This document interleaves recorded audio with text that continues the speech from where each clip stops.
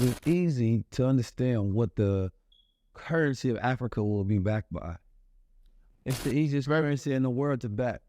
Very good. And for me, the freedom coin is a gold coin. And people used to ask me, so what are you going to do, crypto and this and that? I said, crypto in America is crypto. My crypto in Africa is not the American crypto. So my crypto in Africa is that you have paper. I'm giving you gold. And that gold, anytime you can flip it to the paper. But if you don't flip it to the paper, your value is going up. So I was doing that to shred every goddamn currency on the continent, you know? And that was my way to respond to the Western world and the Asian world. That, you know, this guy is not just intelligent, he's a conqueror. Because I'm not telling you that stop spending your currency is not valuable. I don't have time for that. I bring you the easiest solution for you to see what value is. And you exchange everything and shred all the currencies, and then you start to have one currency. And we can now talk. That, for me, that's unity. Because the only thing that will make us come together to do this is how we can trade with each other. What can we give each other? And what can we take in return? Okay? That will not make us need someone to give us something that we think we need. That's the first thing. To create United States of Africa. The first thing you need to do. 19 keys. 19 keys. I appreciate my pops for teaching me how to be a guy. From a boy to a man, and ultimately back into the natural state of being, into a God. As guys, we're supposed to always move with that higher self. But I had to be able to execute it. Having knowledge is not power, the execution of knowledge is power. Knowledge makes a man unfit to be a slave. Because the only real knowledge you can get is knowledge of self.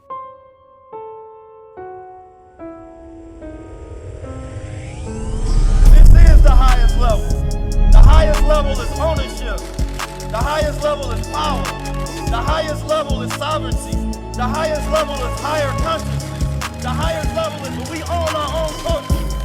Excellence at a very high level. Appreciate it. Not eye level. A high level. Like that. It's time for a high level conversation. We're here for another high level conversation. 19 keys, and this is a high level conversation. Tap in with the God.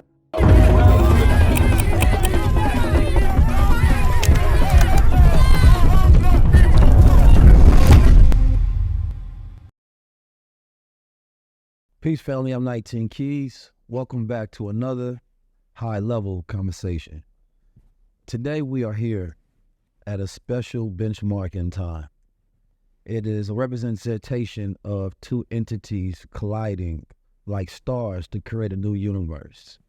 And in this collision, we are able to witness an observation that has not been seen before or has not been captured before. And the reasons that it has not been captured before are the same reasons that plague us as a diaspora. And today is about the unification and the reconnection of those energies bringing back together.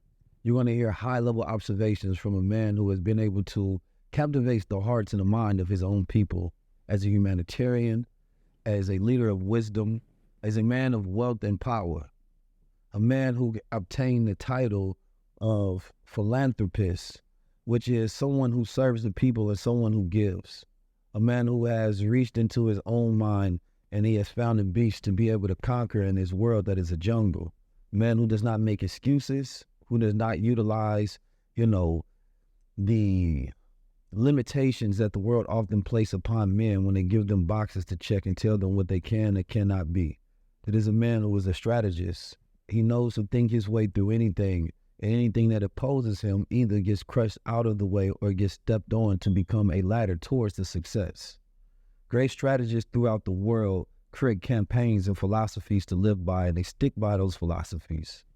But men of vision are not just men that seek to destroy at all. They are men that seek to build, architecting from their thoughts and then showing the world what is inside them in representation from the immaterial to the material.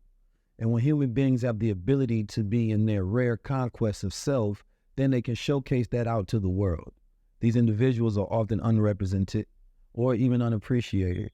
But sometimes you have the rareness for people to smell the sweet flowers of their success through the gratitude of the people that they serve and that they help.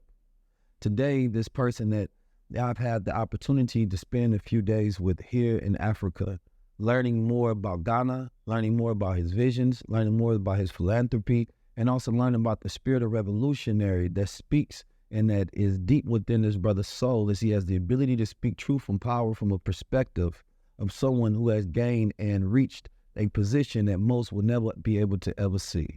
This is a billionaire.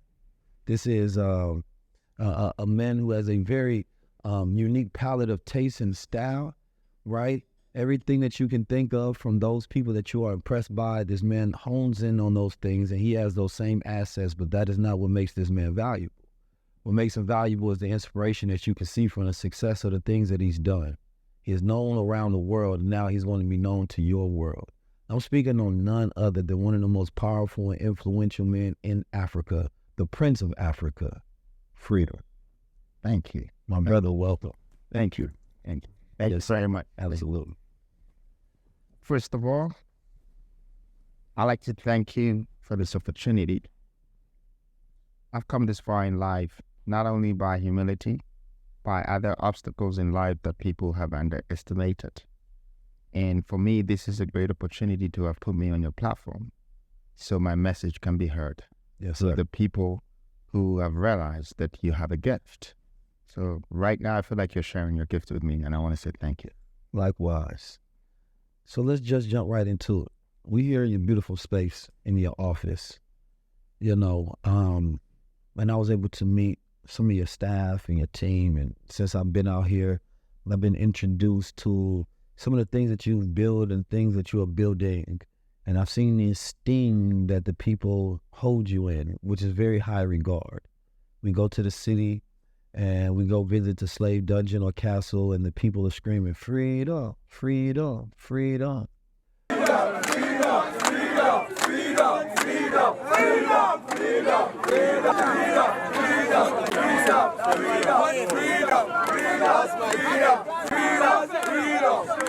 First, I want to know, how did you get the love of the people? Well, a lot of people are searching for love.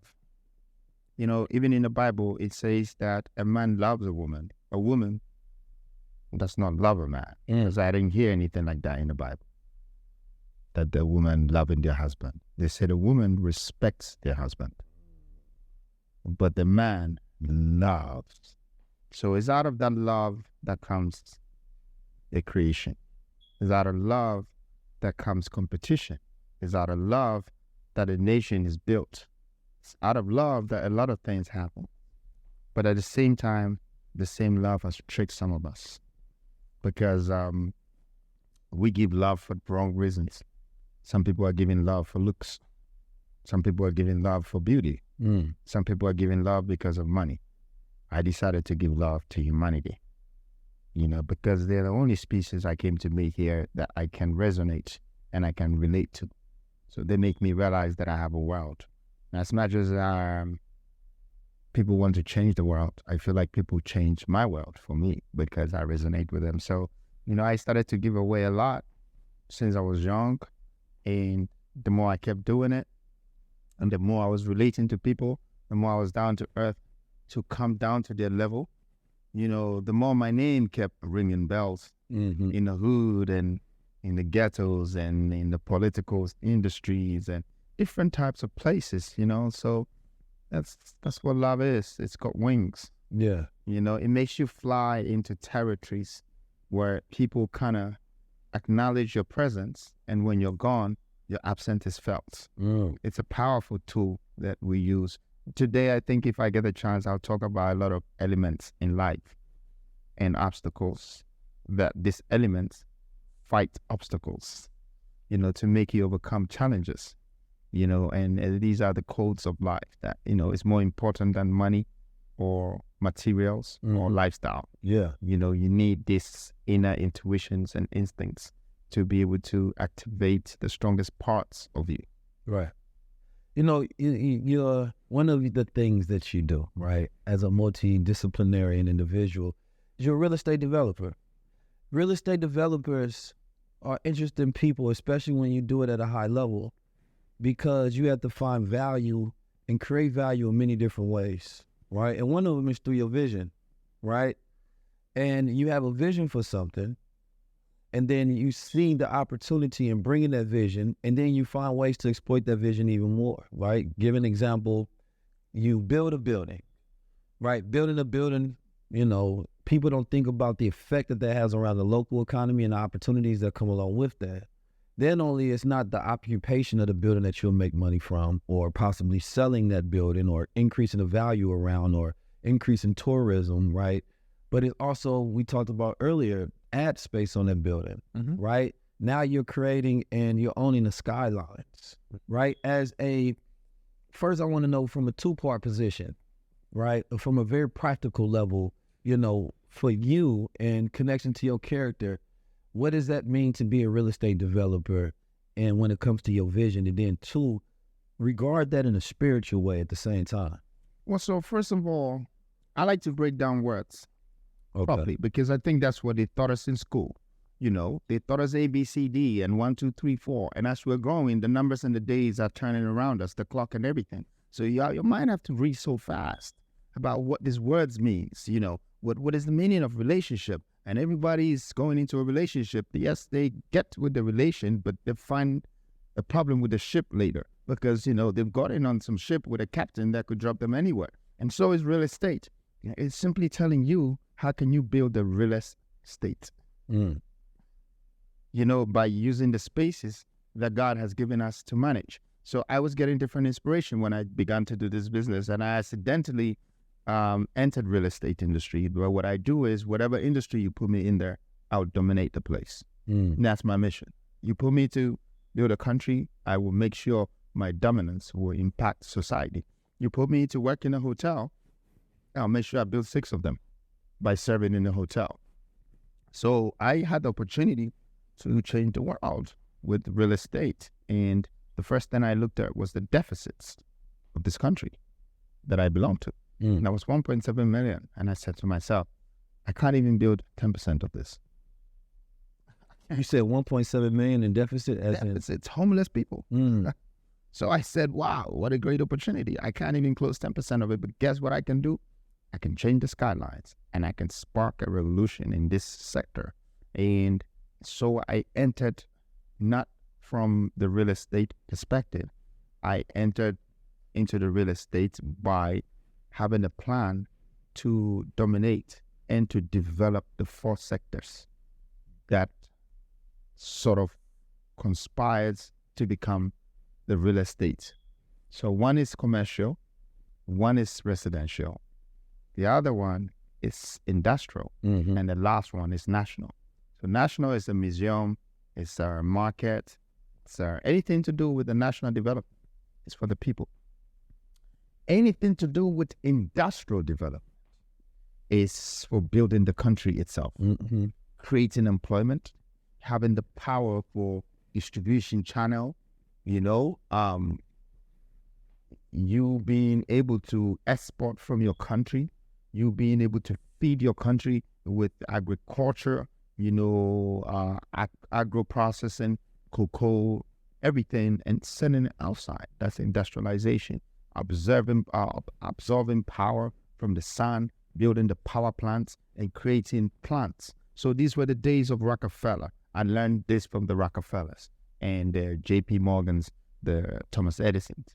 These were the men that built America. So I took the real estate perspective from the industrial mindset, you know, and I decided to chase that part. And then, of course, I started with residential. But my residential part of the real estate was based on one principle, and that's maximization. How do I maximize the space to get more? So the first building I built was 2 buildings on 1 plot, and I was supposed to build 1. So when I sold the one that was finished, the other one was uncompleted, and I moved in. And then when I was finishing that, whilst I was living in, I started another 2. And so that's how I was moving, maximizing the land until the day that one day I realized that I had 8 different awards from 8 different countries, and everybody loved the maximization I did, which is number 1, being able to put 108 apartments on 1.5 plots. You know, so that was the residential sector, and it was quite interesting with real estate.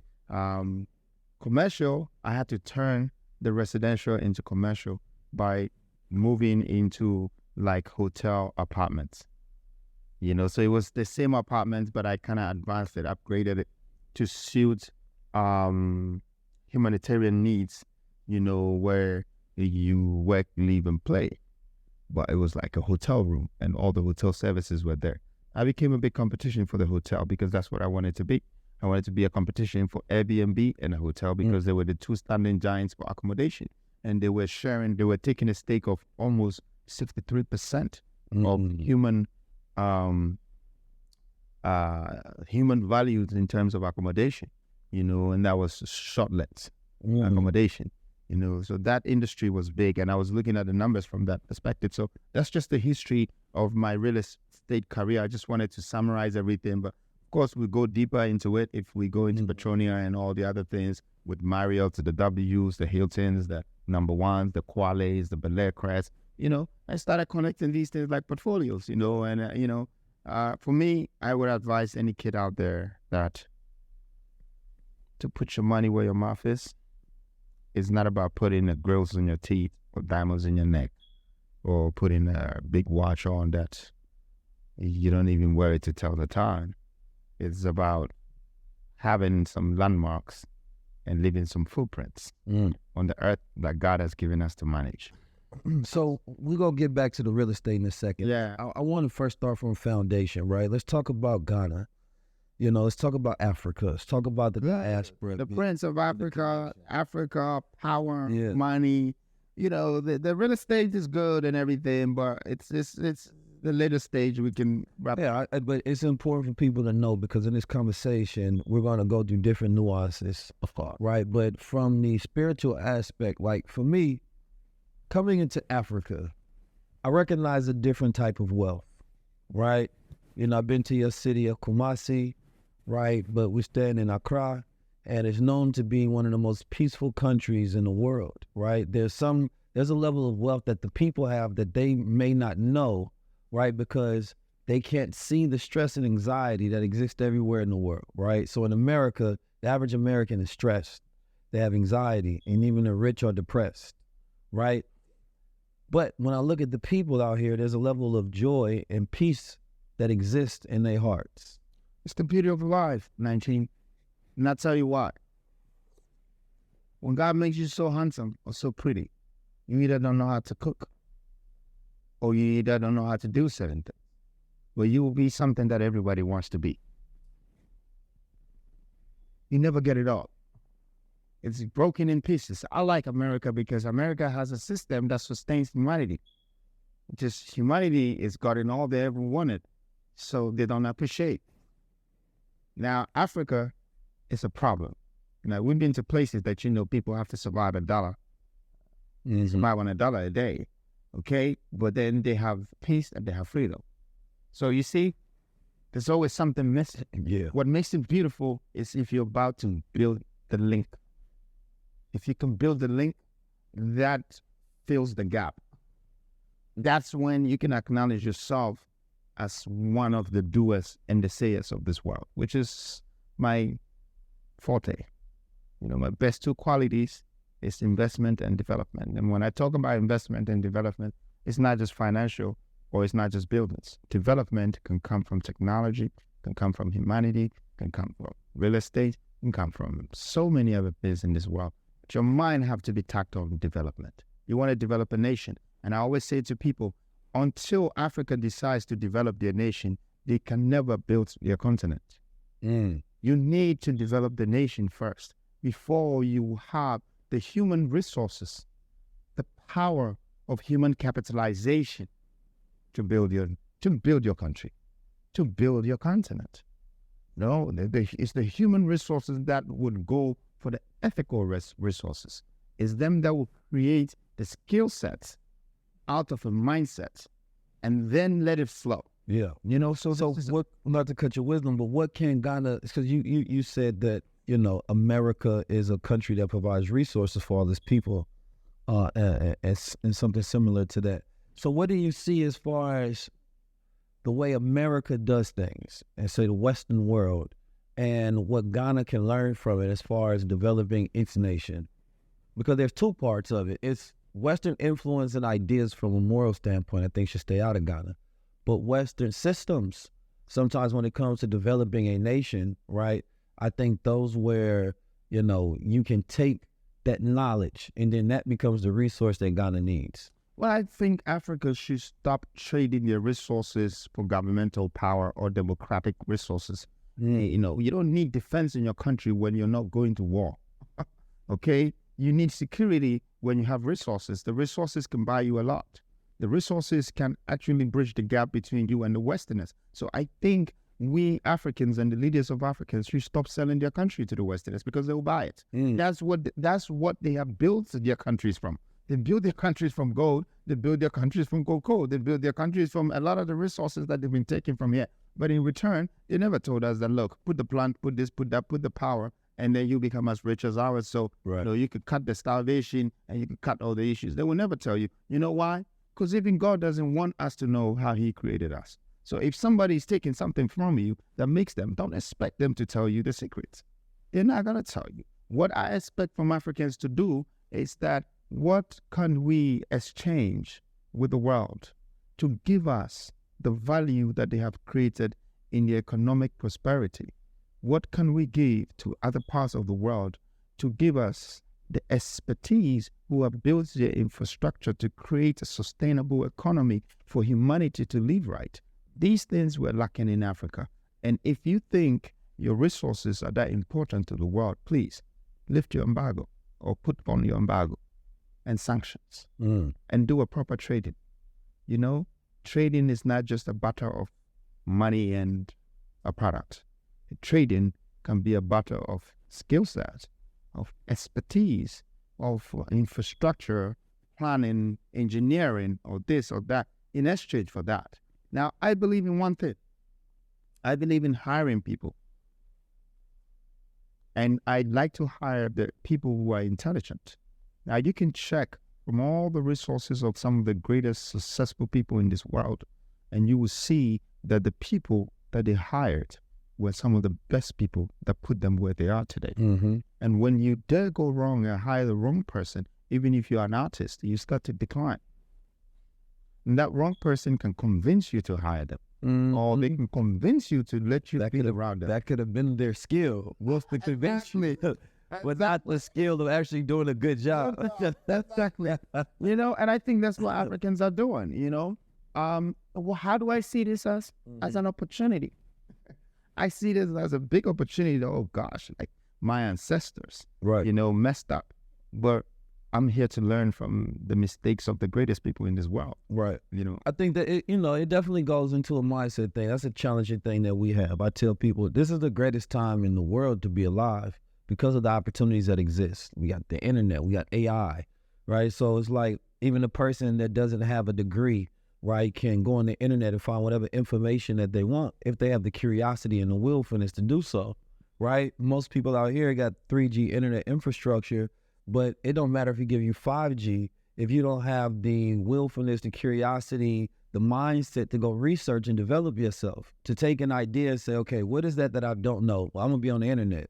Question is not even about, what you have, it's about what you do with what you have, right? And so most places with Black people in America, I think don't take advantage enough of their opportunities, right? Because if I say you now live in 2023 when our ancestors did not have the resources, but they had rights and demand, meaning that they wanted something. They had the willfulness to go out there and fight for it. They were trying to develop. They would be activists. They would be killers for it. They would be revolutionaries. But now we are a generation that have more resources than any other time, but we don't have any demands for our resources for ourselves.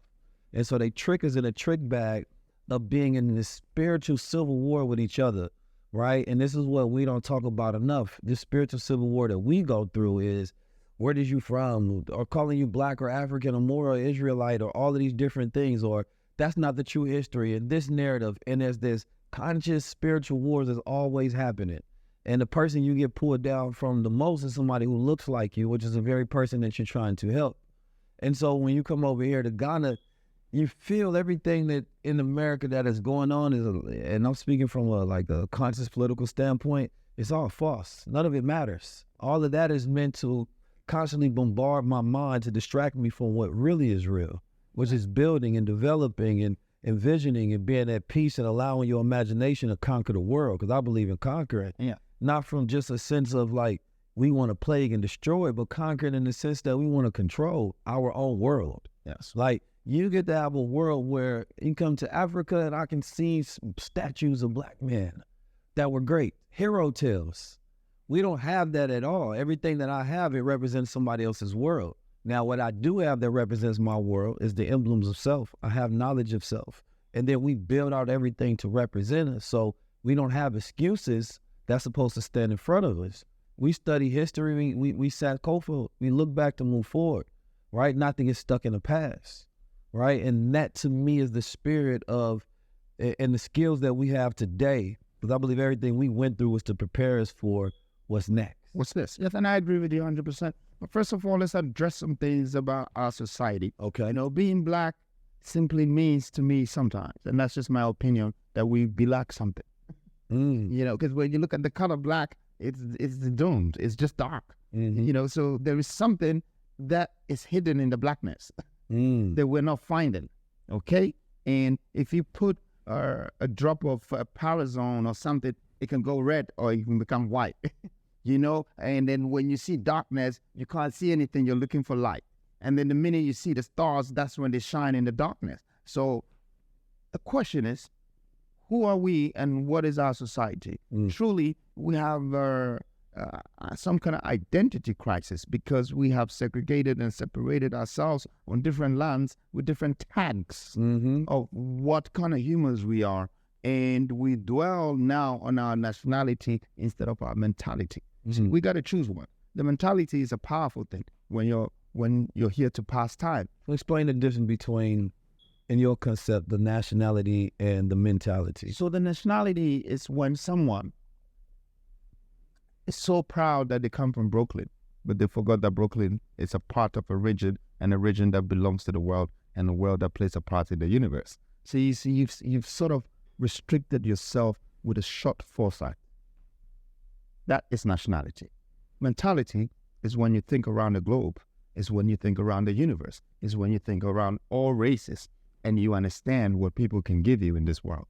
That's when you know it's not about Brooklyn. It's about the world. And that's how I think. I believe in people activating, you know, the strength in their mental power, you know, and not to let it be undermined by their national power, you know, or their communal power. Right. You know, a lot of black people are caught up in these thoughts, and it's painful. And there's the cosmic power, which is why I always wear my crown. I let the young, in America, we spread a nigga mentality, right? The greatest nationality of the culture is a nigga mentality, right? Because those are the values. But when we tell you that you're a God, it represents that you can own your own world. You set your own terms. And many people don't understand what that means. I'm saying I'm like my father. I have the ability to control reality, right? You a man that very much understands the ability to control his reality and don't believe in the blockades, right? Yes, and just to, well, I wouldn't say point of correction, but just to make it more transparent to you, I believe in humanity. I don't just believe in color. I believe in humanity, you know, because I don't like to be judgmental. I like to be someone that has the power to justify, because that's the only thing that will tell you what the end looks like. You know, so for me, whatever game that a black man or a white man sees that they're playing, it's a lesson for me in this world that can make me create my vision and build up my revolutionary consciousness to be able to create a change. And that change has to be redemptive. It has to be reformative. You know, it has to be a value added to society. I have to be remembered when I'm not here. And my absence should be felt because I'm not here. And these are the souls that resonate with me. The likes of Malcolm X, the likes of King Solomon, the likes of David, you know, Haile Selassie, Marcus Garvey. You know, we believe in things that, you know, we feel like it's It's meant to be said, but the billion cannot say it because they don't have the courage. You know, we believe in things that it's meant to be done, but the billion thinks it can't be done, so they're getting in the way of those who are doing it. You know, we believe in these kind of things. And when many spirits resonates with you, it's because you have learned from their greatest mistakes. So now wherever their spirit is, energy, the universe is turning to a force behind you. I feel like that's the new person that I'm becoming. And in life, I must say that it's not about who you are. Truly, it's about who you're becoming. Because every day, there's an opportunity for a man to change to the worse, to good, or to better. You know, so I'm changing. But I'm changing because I'm a man enough, I'm courageous enough to confront my own color. That, no, if it's not right, I'm not with it. Yeah. I mean, but I believe that is the ultimate challenge. That's something that resonates with us, because most of the time when we're speaking, we actually never mostly speaking to the white man. We're speaking to restore faith within self from those who have lost it. We're speaking to the blind, deaf, and dumb who can't see, even though all they have to do is use vision, right? And oftentimes in America, we talked about this a little bit off camera. I'm a very much of a person that teaches self-sufficiency, right? I'm very much of a person, just like Elijah Muhammad, just like Malcolm X and many others, do for self, right? I'm very much a person that's saying that white man not standing in your living room forcing you to be lazy when there's a word of opportunity. So no, I do not believe in the past, fixation, right? When there's the present power that one can take, which gives you the power over what comes next, which is the future. So what we do is educating the mind. But in that education, people think that slavery is Black history, but it's not. It's not my history. That's the slave master history. My history is rebellion and freedom. My history is invention. When I went to Africa, to Northern Africa, and went to go visit Egypt, I didn't want to go. When I was a child, I wanted to. The reason I wanted to go is because I looked over there and I seen those big, beautiful pyramids, and I was in awe of those people. But then at some point in time, as I got older and I took a step back, and I said, wait a minute. The amount of things that we've invented in America as a people makes us brilliant. We are inventors, and our culture is not hip hop. Our mass culture that we export is freedom fighting. That's the Black American culture that people always get mixed up. Like, no, what we've exported around the world is consciousness, is scholarship. But they try to say that hip hop is your culture. No, that's our entertainment. Absolutely. Our culture is the real values that we spread across the world, teaching you who you are to stand up and be yourself, right? So we don't come from a place of excuses. We come from a place of self-sufficiency. And so when you say about humanity, 100%, I believe in the good of people because a person color can fool you, right? Because you think that you should be connected to a person because they look like you rather than think like you and have the same heart as you or mission as you or vision as you. And then that's where you can get lost because that person may be nowhere near your tribe. The people that have the same color as you could be the same people that hate you the most. Now, when you are in a sea and you're swimming and you're looking for a land to land on, and you find a land, and you look in the land, you're about to jump, but you realize that it was full of crocodiles. What would you do? You probably jump back in the sea. You know why? Because where you're swimming and the evil or the fish that you know in that sea is better than the crocodile you're about to find on a different land that you don't know.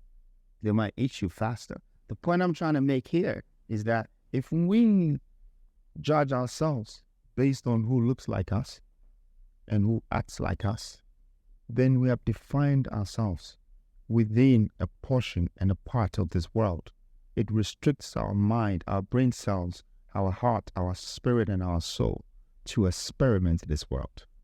We have to experiment the world. That I agree. I think that that's how come the white man found us. I think that curiosity made Adam taste the apple, and that's why we're here today. Because then sex came in the equation.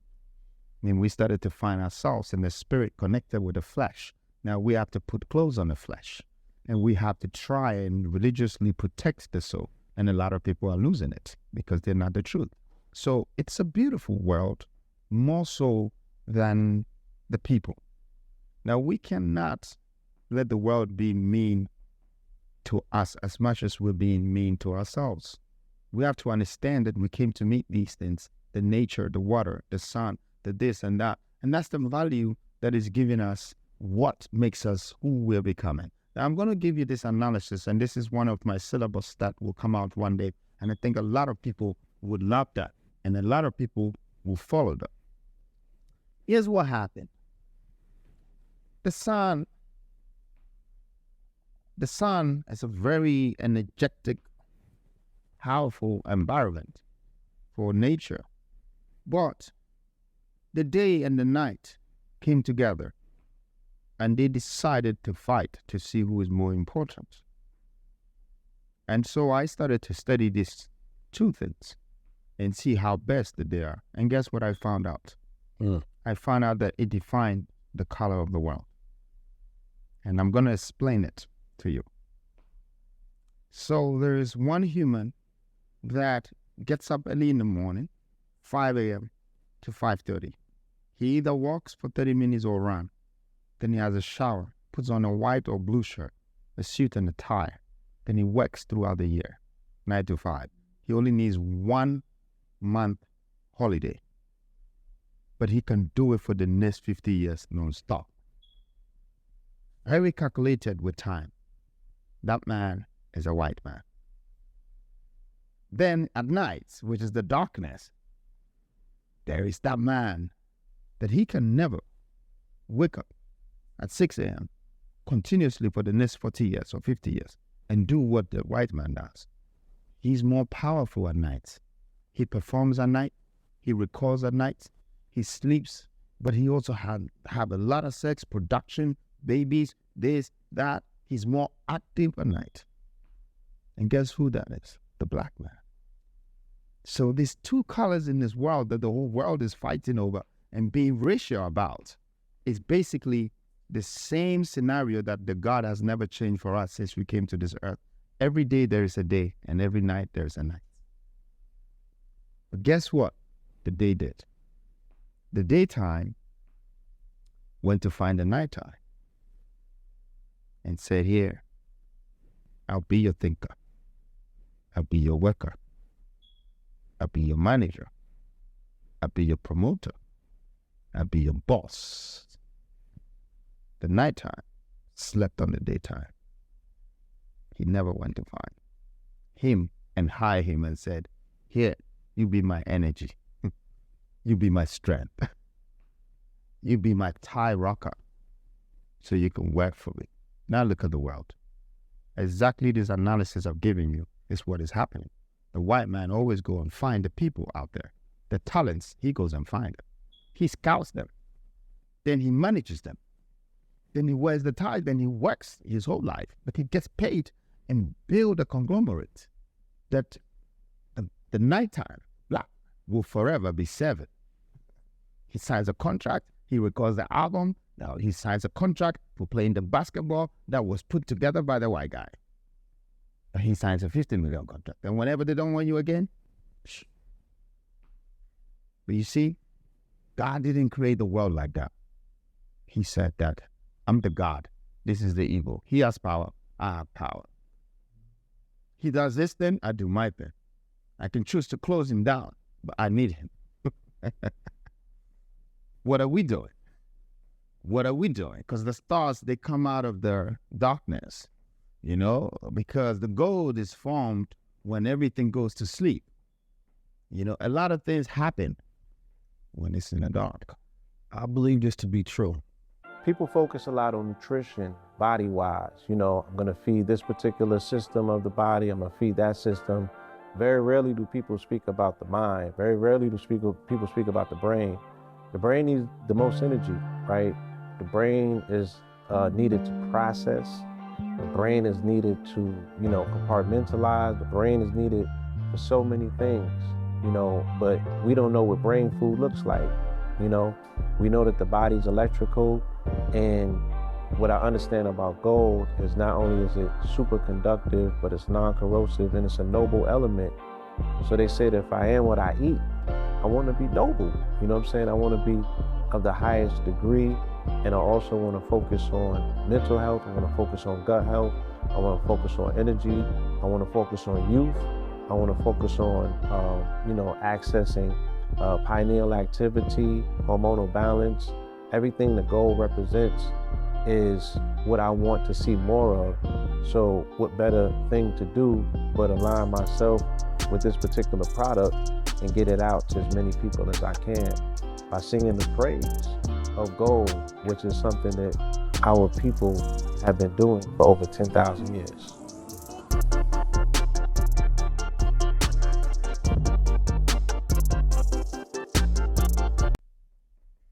I think what you said in the equation that got me thinking was the time part. What we do with our time, because time is a dimension in which any man has the ability to control. And you're talking about two wheels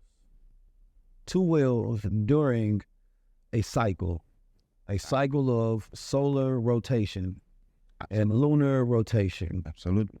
And the power in the war is who will control time during this rotation.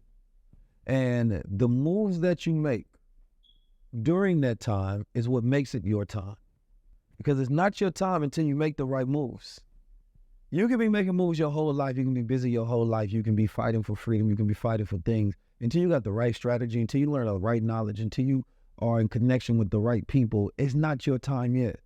The timekeepers of this world keep time by what? Paper, right? They created a metaphysical system that controls time, right?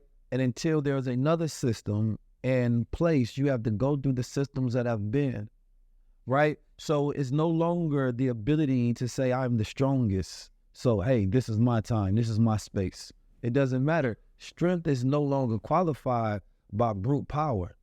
It's qualified by intellect, right? And superior knowledge doesn't submit to inferior knowledge. But I wanted to chip in what you said. Time does not belong to anyone. We shred it every day. The only thing that you can beat in this world is time. You have to beat time.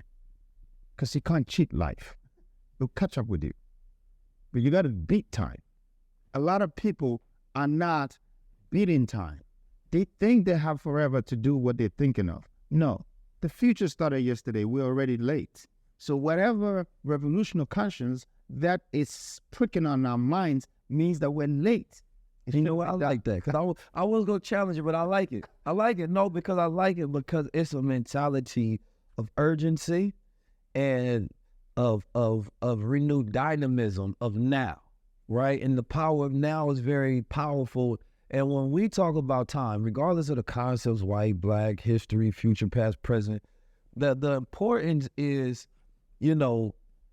time domination, and especially when it comes to power, is such a foreign idea to us, right?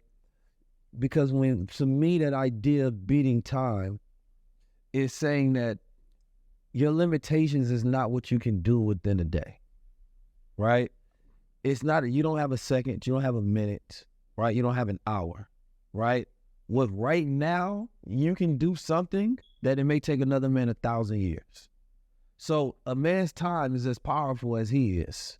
Look, time is the only thing that defines life. Life is a gift. And it's a gift that people are going to pay a price for. The price is death. The only thing that sustains this two is time. So that's what's in between it. And how are you going to use it? A lot of people are trying to own up to their life. You don't own your life. Please, give up. Surrender to life. Let life be in charge. And take over the time. That's what you really have. You're not God to dictate your life or to tell the world that this is what I'm going to do with it. But you can prove a point to the world with the time. And when I say time, I also mean timing. I bought a lot of watches in my lifetime, but never to tell the time. I only bought them because I wanted people to know what time it is. And that's their problem. Okay? Well, I'm on timing. I guess 2023, and Africa needs one of the greatest leaders. So I went in By 2018, I was already thinking for 2023. So I stepped in and took the crown. And I said, I'm the Prince of Africa. And everybody said, there is no such thing in this world. Africa is not a country, but in my head, in my mind, for you it's not. For me, it is. It's the time that I'm using.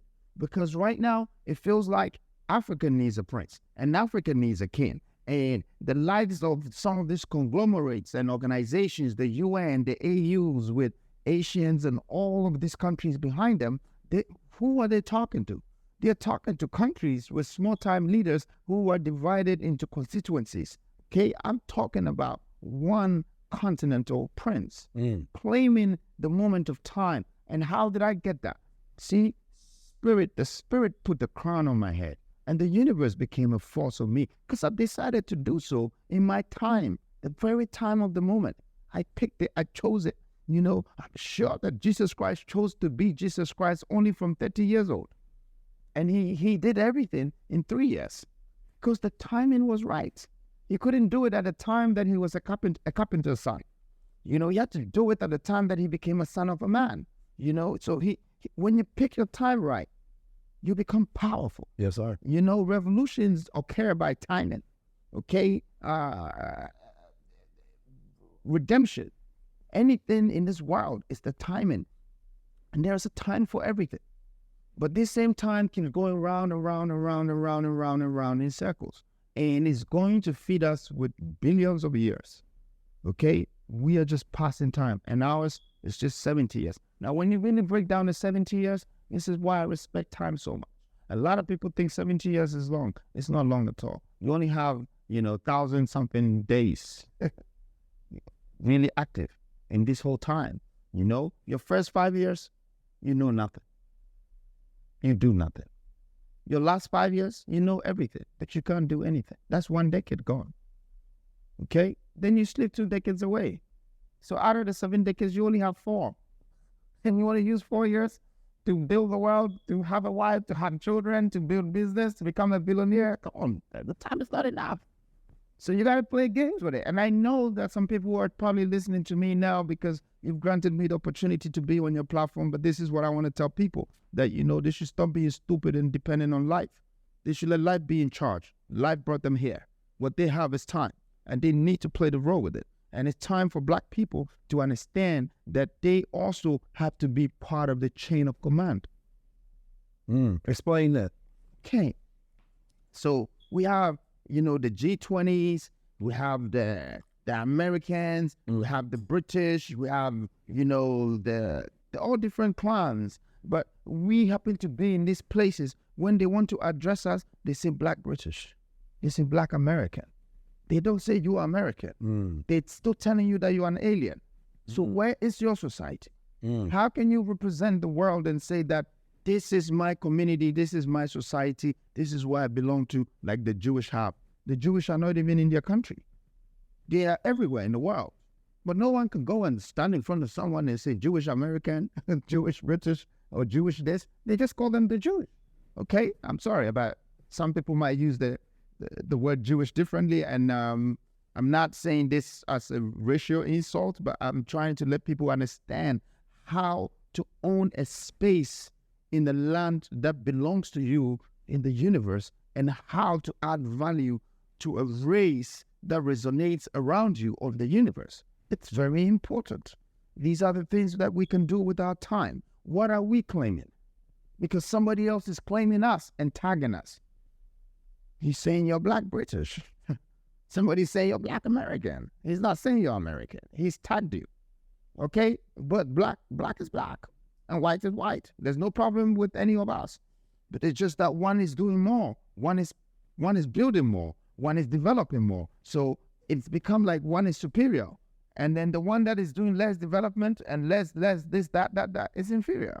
Then it's affecting our children. It's affecting our people. And then our time on this earth is not utilized right.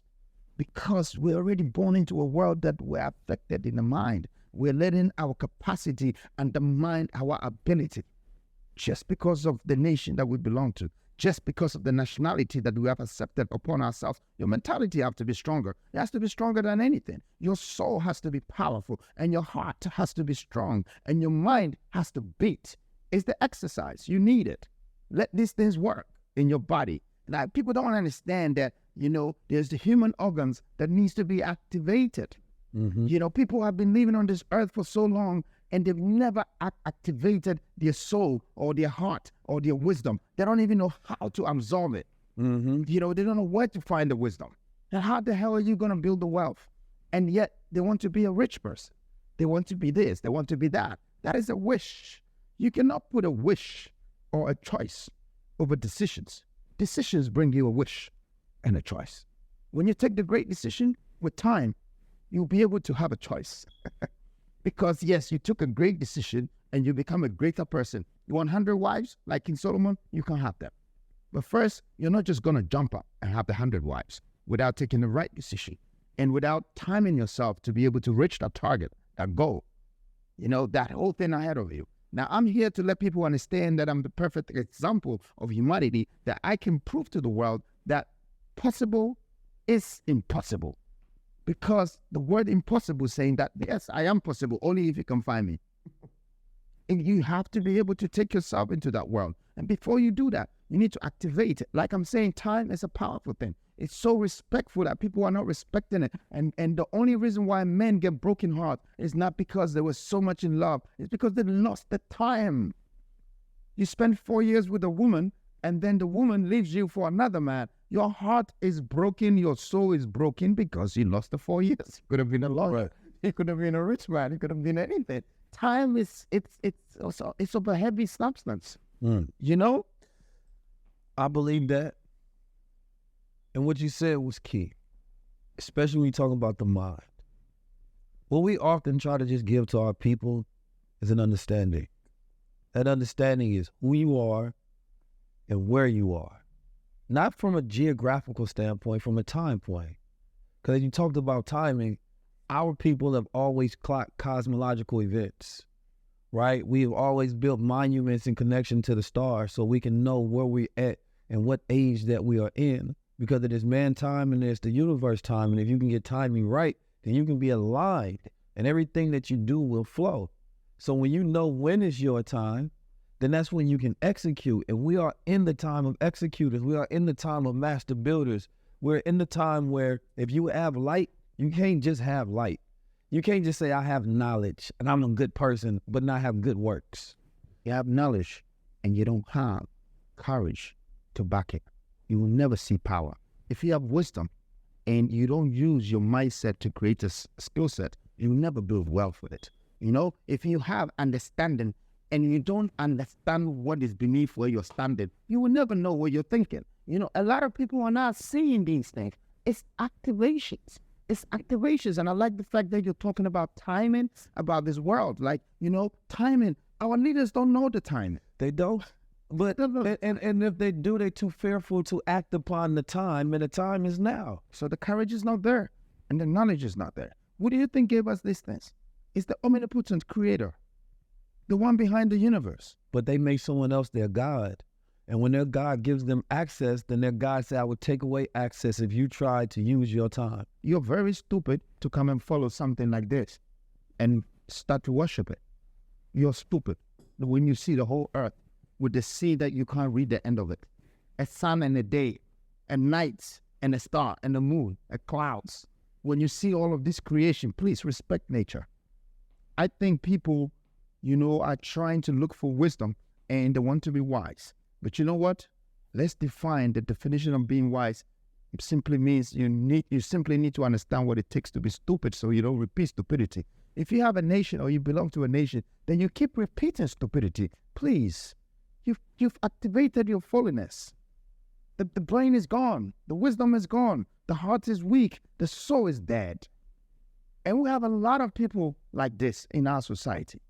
But how do we build the new faces, the new young ones that are coming? We have to give them the opportunity to be able to claim back our heritage value. I didn't start the new Africa movement as freedom for nothing. You think I need fame? No. Fame is when people know you. And when people know you, too many people know you. There could be half of them that are wanting your downfall. I needed grace. Popularity is when people like you. I've become popular because I do what I like, and that's my freedom. my freedom of fashion, my freedom of thinking the way I think and doing things the way I believe it. And then I get to find myself that I'm not a president, I'm not a leader that is under someone's constitution or under someone's regulation. You know, I'm a leader that have found myself with people who are even beneath my level, but I can relate to them. I can go to them. You know, the world is mine this way. I feel good in this world. My time is being used right. You know, I can't wait for people to see what this historic moment is about. Because like I said, I'll surrender my life to life. You know, life is in charge of me. But I am the ultimate power over time in my time. Because I'm using it, you know, to capitalize on the moment. I'm building a movement out of the moment. It's not even written.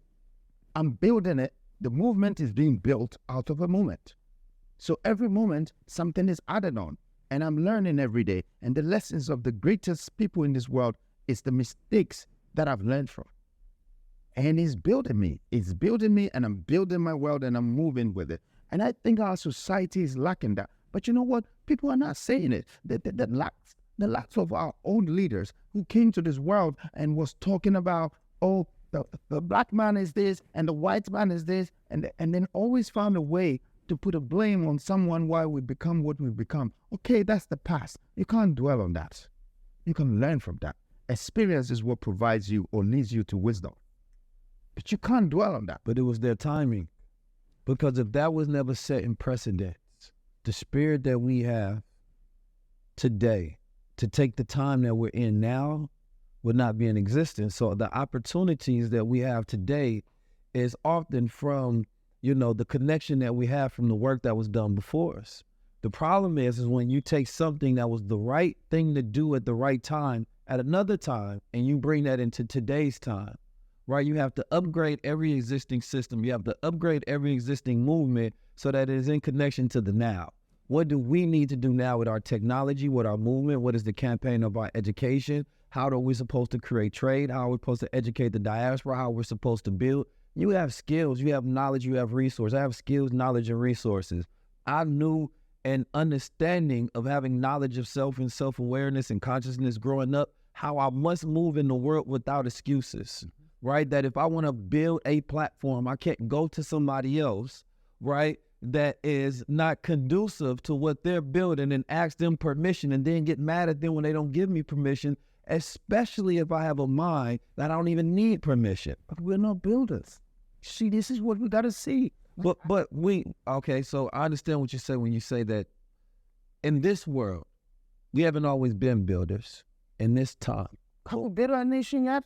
No, not yet. Wait, have we built industries yet? Okay, there's the banking industry, there is the fashion industry, there is so many industries. But these are one ways to build. Because our people we built spiritual systems, we built time systems, we built mathematical systems. Then go back to that, because whatever that made a black man needs to come back. I'm saying that we have to claim. I agree. Yes, and I agree with you. Like, we have to claim our heritage back. Okay, now why do I insist on that? And also you got to remember, that which they built is off of what we built. Without a mathematical system, nobody's building a building. Of course. Right? Without Imhotep, right? Without the master builders, in which were, you know, systems sometimes which were immaterial, which was the understanding of the universe. So like you said, it's the lost connection of what we built, which is why we're not building today. God is a mathematician, okay? Now, anyone that understands numbers and letters can figure out the fraction of times and moments and can read into the future. Sometimes they call them scientists. Back then, we used to call them native doctors from where we came from. Now, the point I'm trying to make here, 19, is that we are the last race on this planet Earth that everybody is waiting for us to claim our heritage value back.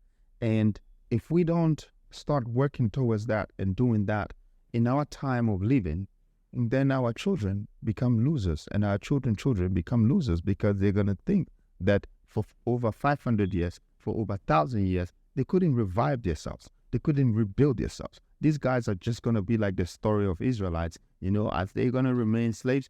And you think God is going to open the sea into two now for us to walk through? No, we have to find a different solution, from freeing ourselves from this slavery mentality.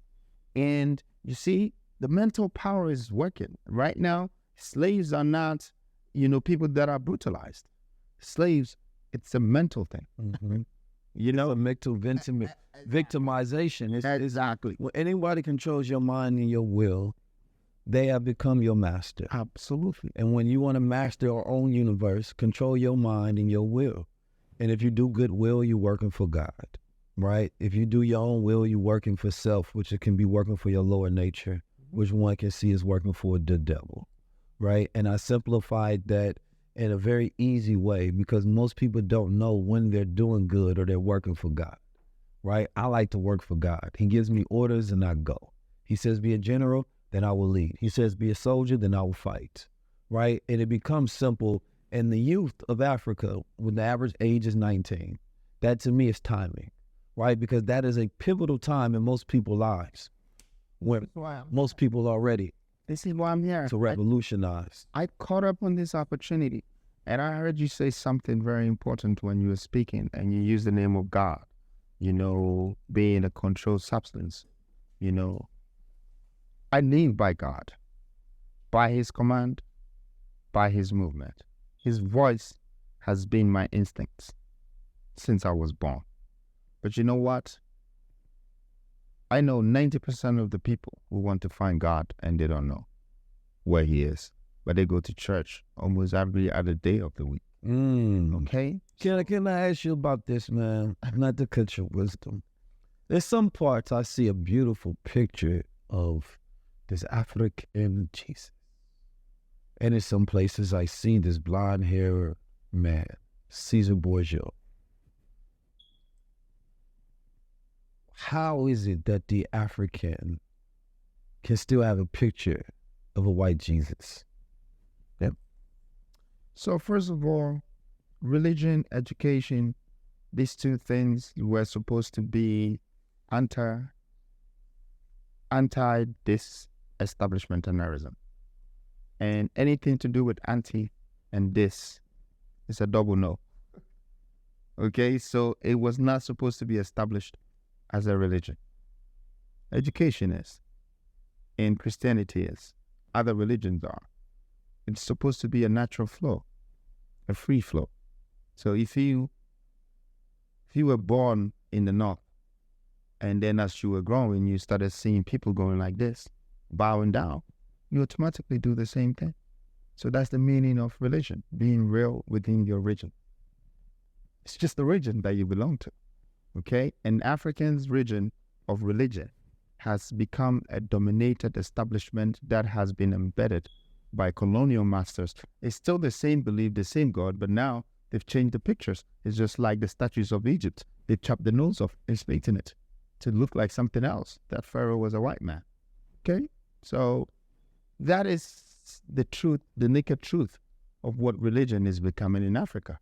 And if you're looking at someone and praying to that person, but your heart and your soul is not doing what that person would have wished for you to be doing for others, then you're not doing it right. So that's why a lot of people are lacking faith, even though they're religious, because they don't understand the spiritual connection of what God is to humanity. God wants great thinkers. God wants great doers that calculate the numbers, that respect their time, and want to make a change within the society and the nature that He has created. Then He puts the crown on your head. So God is not a miraculous man that you keep praying and looking at the picture, He's going to come and put money down for you or create wealth for you. God is in you. And that's where the system of bondage exists. And not just here, but since I'm here, we're speaking on the continent. But that's where a system of bondage begins. And your faith and your beliefs. Because it can make you limitless or it can restrict you. So a person that has fear, right, does not have a perfect belief in God.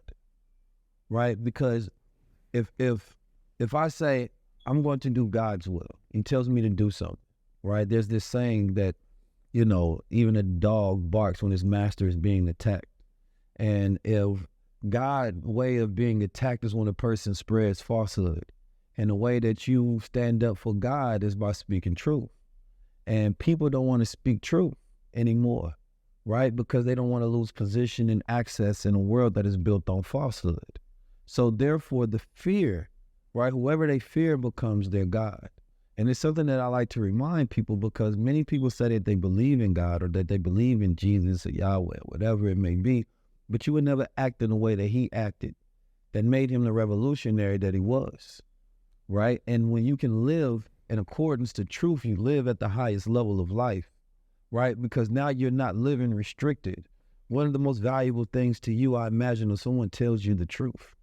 Because how many people tell a man with wealth and power the truth, right? So it's an asset, right? And everybody is not willing to give you that asset because they don't know they should. But those who do, they have given you something, right, that is more powerful than gold, that is more powerful than a deal, right? They have given you something spiritual that you can utilize to build yourself up and make you greater. And oftentimes people are afraid of making great men greater. They think you have enough, and why should you become more? But great men are not satisfied with where they are because they know where they will be, right? And so we know that what same thing that you see that I built out of myself, it was not to bring me to a point. This is a life that I will live, right? You may think that, oh, he's enough. He's built this already. No, that's not enough. It's not enough because of what I can do and what God is going to use me for. I see you as the beginning. Look, I see you as the beginning. For me, the end is the last minute. The future, I'm already in it. The past, I've already lived it. There ain't going to be any difference that will make me change my mind about what time is and what life is and what it means. Fear, you can give it to God. You shouldn't have fear as a human being if you're not giving it to an omnipotent power. And there's only one thing in this world that is stronger than fear, and that's hope. Hope can erase your fear. And we're trying so hard to look at how we can become like other people, but we're not activating the hopefulness in us. It's very important as a Black society. What is our hope? What are we hoping to achieve? Because if we were 1,000 or 10,000 that hoped for one thing, there would be such a big impact. But we don't hope for that. We live for that. And I've seen so many stars in America who have become successful. And I'll pick two women. I will not mention their names, but they had like 100 million followers each, and they became successful. One was probably worth maybe 50, 60 million. The other one was worth 20 million. And guess what? The fact that the other one made 20 million and she's coming and she has many followers, the other one also didn't like it. And the one that has got a 20 million can also feel it. Like, oh no, then I got to fight you. And then they're fighting each other when God has already given you the gift. Would you just sit back and think about those who are stuck and drowned in fear? And then you start to use your 200 million followers and your 20 million coming together to create something, a product, a book, a story that would resonate with your minds and replace their fear with hope. That's impactful. That's something that we need. We fight each other for no reason. It makes us look stupid. That's the point I'm making. That when are we going to claim our heritage back? It puts tears in my heart. Because a man like me, tears don't fall from my eyes unless it's blood. And that's because I've gone past feeling any pain. I can see truly. I don't know if I've been here before or if I'm a time traveler. But what I've seen before and what I'm seeing now, it's not getting any better. I need to do something. I need to do something. Our people are full of fear. My book, Freedom Jacob Caesar, The Rise of the African Prince, it's my story is to become the hope that will replace the fear in Africans. Because what's the point of a young kid going to university and their mother has sweat all their life and their father or their fathers and have paid for their fees, thinking that when you educate your child and they get a degree They will become successful, so they take care of you. Only in the end to find out that they didn't even have a vacancy for the degree they acquired. You know, this story is sad. It's like the sheep spending their whole life running away from the wolf, only to be killed in the end by the shepherd. This is not fair on us as a society. This is one of the things I want to do before I leave this earth. You know, creating that will of freedom to find ourselves again. Because when I look at the Arabs, I really respect what they've done. They've claimed back their culture and they've built their United Nation of Emirates, of Arabs, Saudi. Now they're part of the global speakers and they command. When I look at the Europeans, they've built all their roads. They have claimed their reserves. They have built their factories. They are feeding their nations. They are educating them. When I look at America, North, South, and East, there's a whole industrialization, preservation, reservations, and a whole Hollywood and Wall Street and this and that and Brazil and many things is going on in a great circulation. So they built their world. They're surviving. When I look at Asia, the Hong Kongs, the Singapores, the China, they're feeding the world. They're doing things. Then when I look at Africa, I see death. I see sickness. I see fear. I see pain. I see a disappointed leader. I see just negativity. But when I look,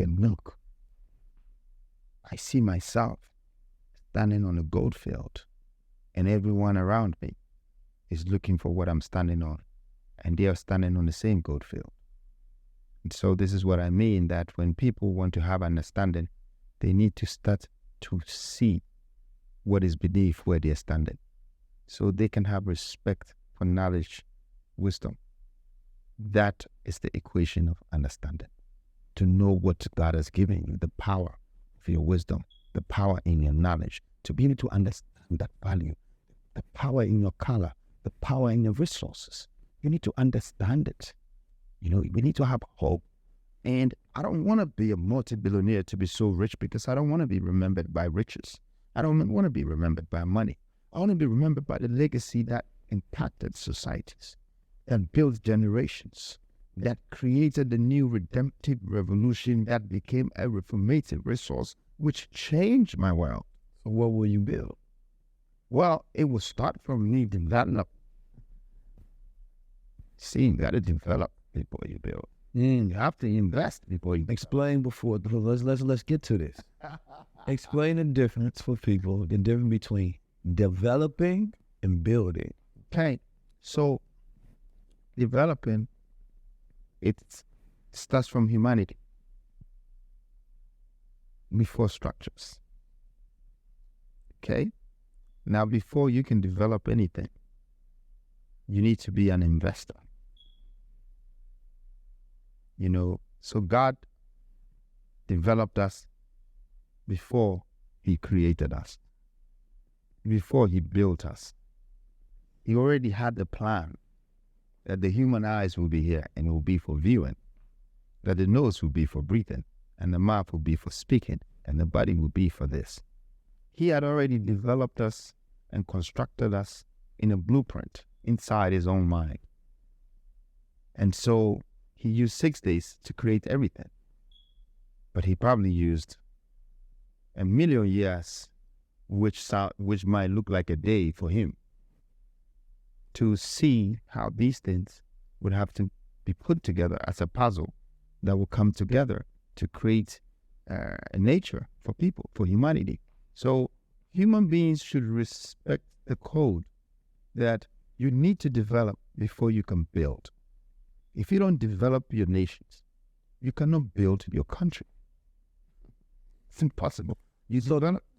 So not to cut your wisdom, but development to me sounds like, when I talk about creating a new culture, is remoralizing a culture, right? It's saying that, okay, what are the values that we will build our culture off of? Because if I say a culture is family, it's respect, right? then we know that anything that we do that is in connection to building on respect and rebuilding on family, building on power, building on knowledge of self, that is in correlation, right? Because this is the womb. So development will be the womb. And then once you have something born out of that developmental stage, because in the womb is where you go through the stages of development, and then when you come out, now you're building that human up, right? Teaching them how to be erect, and then protecting that which you have built, right? And so in our culture, we have to go back and say, okay, what are the values that make us who we are? Because if we go study every culture, they have value in connection that they hold as rites and rituals that they can build on top of. So the developmental stages, yes, I like that analogy because I believe it's something that we have to understand is we're always trying to build, but what are we building on? We're building on other people's cultures.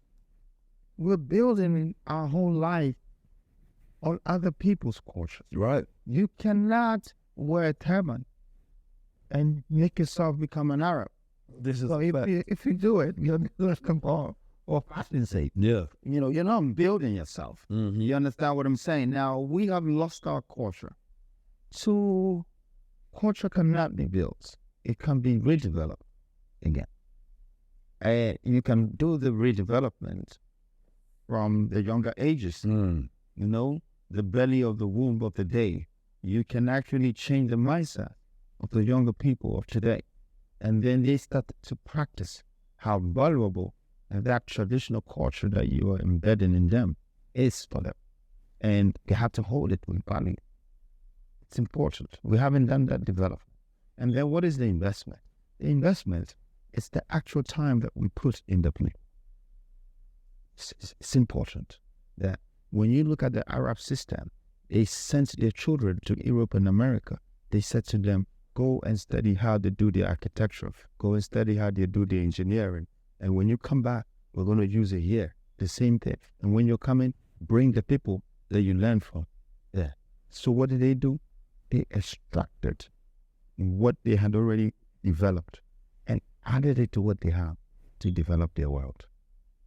So that's when the buildings came in. Mm-hmm. That's when all of these things came in. See, the fundamental position that they had was the developmental mindset. And how did they do that? You can see from the process. He sent people out to learn. And when they come back, they bring people. And they hired other people, cheap labor, to build the tall buildings. Mm-hmm. And then they were like some Talibans or some people wearing white uniform with white thing and some black thing in their head, walking around. They didn't hold one block. And they were not the contractors. They were not the laborers. You know, they were the developers. Mm-hmm. You know, they're the developers. And the only thing that they built out of the development was they built wealth. How will you build your wealth? How will you control your time? How will you develop your skill sets? Skill sets are your assets because it is something that you can utilize and leverage, especially once you get the knowledge to learn how to be able to control your reality, to be able to go wherever you want to be able to build whatever you want to be able to eat whatever you want to. It changes from when you are on survival mode at the lowest level. So now you have skill sets that you can pay for your assets. You can start to build wealth, and that's when you're at the highest level. Marcus Garvey was somebody who was a revolutionary.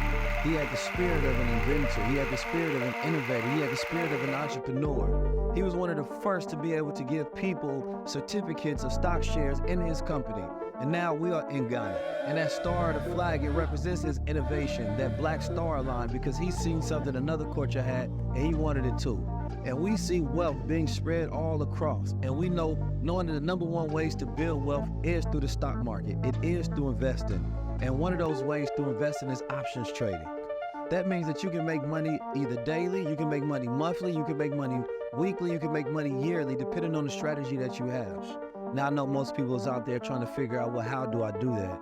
How do we see individuals like Aristotle where he gives his trades daily and he has thousands of people and they're making money?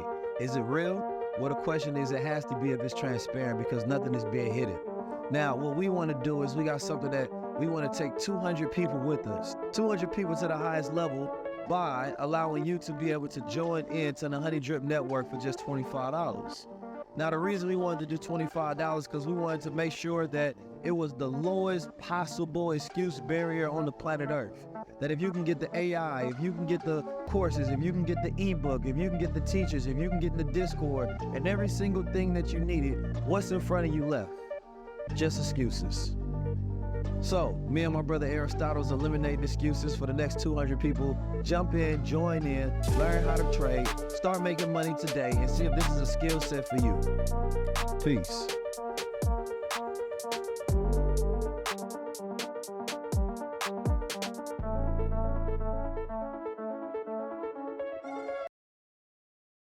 See, now that's dope, because look at the black Ghana flag, or the black star in the Ghana flag. When you look at the development of Ghana, you look at the principles and the values in which it was built off of. So as I look at the flag is supposed to represent the values of that country, right? I don't believe in it. But I'm gonna explain why, and why it can be empowered if people understood the meaning. So, of course, the red, is a representation of the fight of colonization on the blood that's spilled. The gold is the resources, right? And the green, of course, is, the nature and things of the nature of the land, right? So would you choose a red for? Huh? Bloody times or Valentine times? No. It's the black star that's the most important to me, because the black star is in connection to Marcus Garvey Black Star Line. Yeah. And Marcus Garvey Black Star Line was from the White Star Line.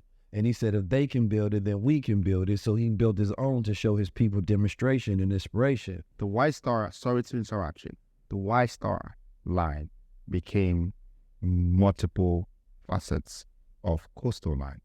I understand. Which created the biggest logistical opportunities in this world.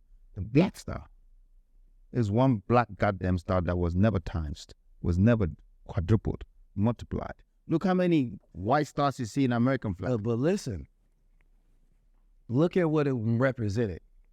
It represented at that time, especially, and now, is that they understood that the entrepreneurial spirit, that same one that you talked about, you know what I mean? That there's no excuses, because that's what Marcus Garvey, he was ahead of his time. He was saying that I want to build. If they can build it, then I can build it. He wasn't able to be successful in his endeavor, but the spirit that he had of innovation and, entrepreneurialism, he did not allow any excuses to be manufactured in his thought processes. So that if the average person looks at that black star, it has to be a representation of somebody that is an entrepreneur, somebody that is an innovator, somebody that is a leader, somebody that is a cultivator. And I believe that if that was a principle, that when people looked at that flag, it was a reminder that we have to build something. But then that redevelopment process would actually mean something, and it would be pride in that flag. That sense. I'm sorry, I don't agree with that, and I don't believe in that, because, like I'm saying, Africa is probably a continent that we're standing on that's not the name. Okay, that's the first.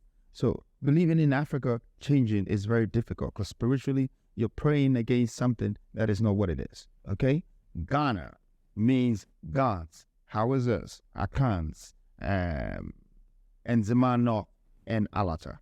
So the colonial masters have just grouped us. They grouped us by tribes, and they used it to form the country name.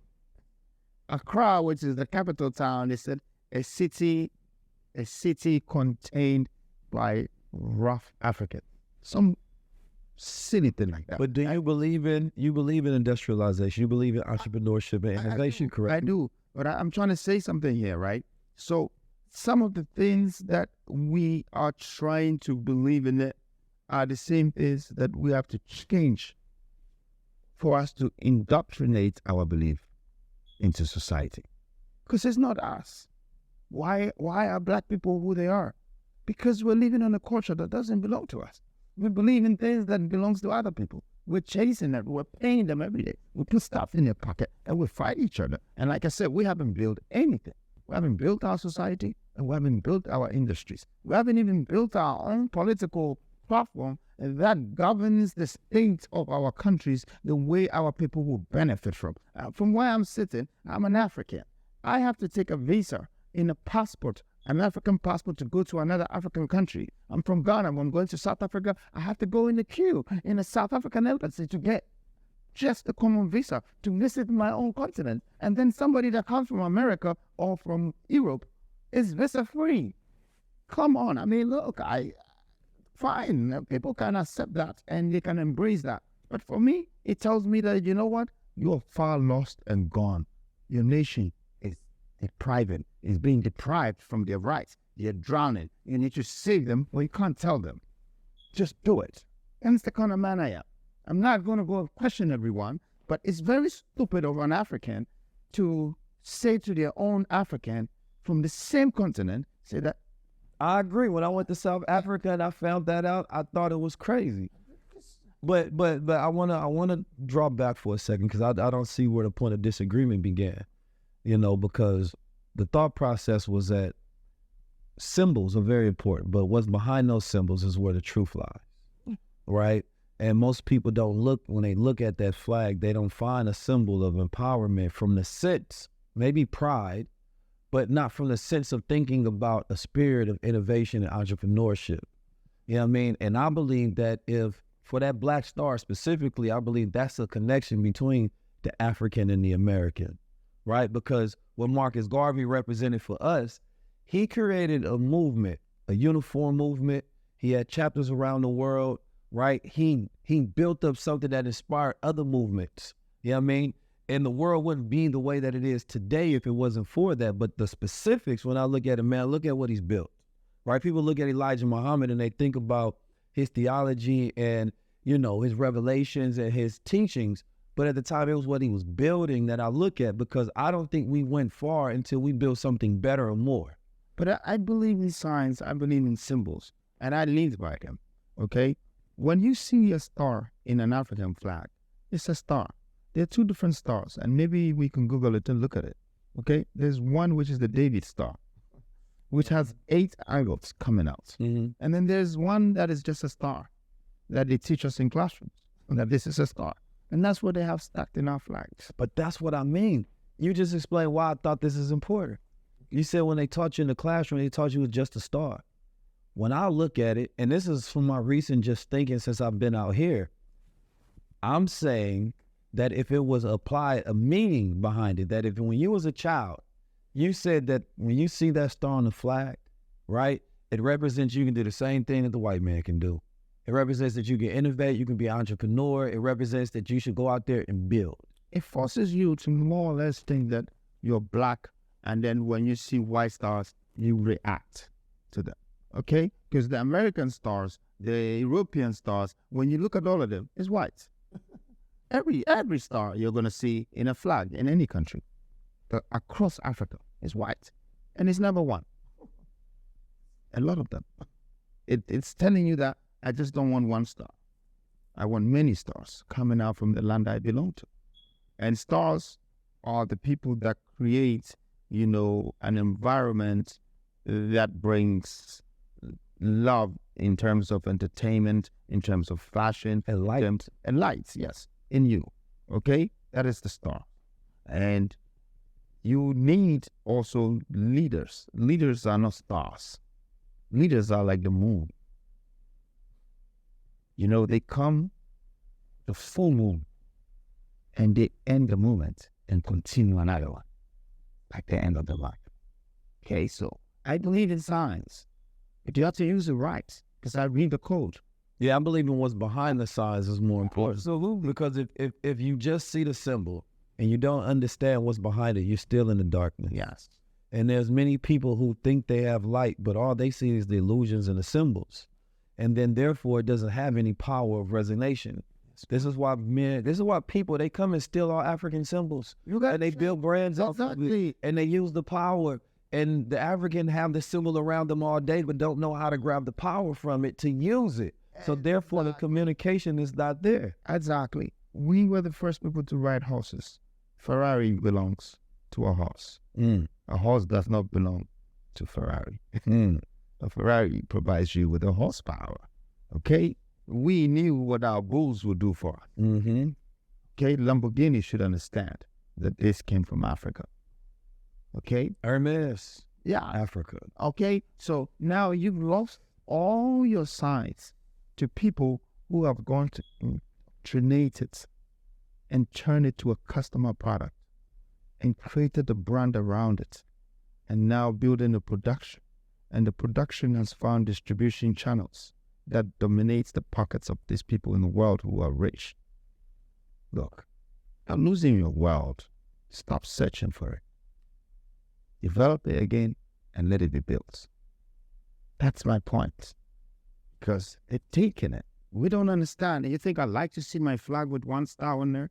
The most silliest flag for me in Africa, I'm sorry to say this, is Liberian flag. It's just like an American flag, but with one star on it. So, and they're still speaking a slang as if they want to be Americans. I mean, look, even if I just came from heaven and I saw people like that and I already knew about Americans, I would laugh. I would say, what a copycat human beings. We got to start changing things. We got to start claiming things, removing and breaking and reshaping. That's what they did. You believe in the United States of Africa? It's me. It's me. That's how I started my movement. When I announced the Freedom Coin, everybody was angry. But I have to build a currency. I have to build a currency to be able to unite Africa. I cannot unite Africa by human beings.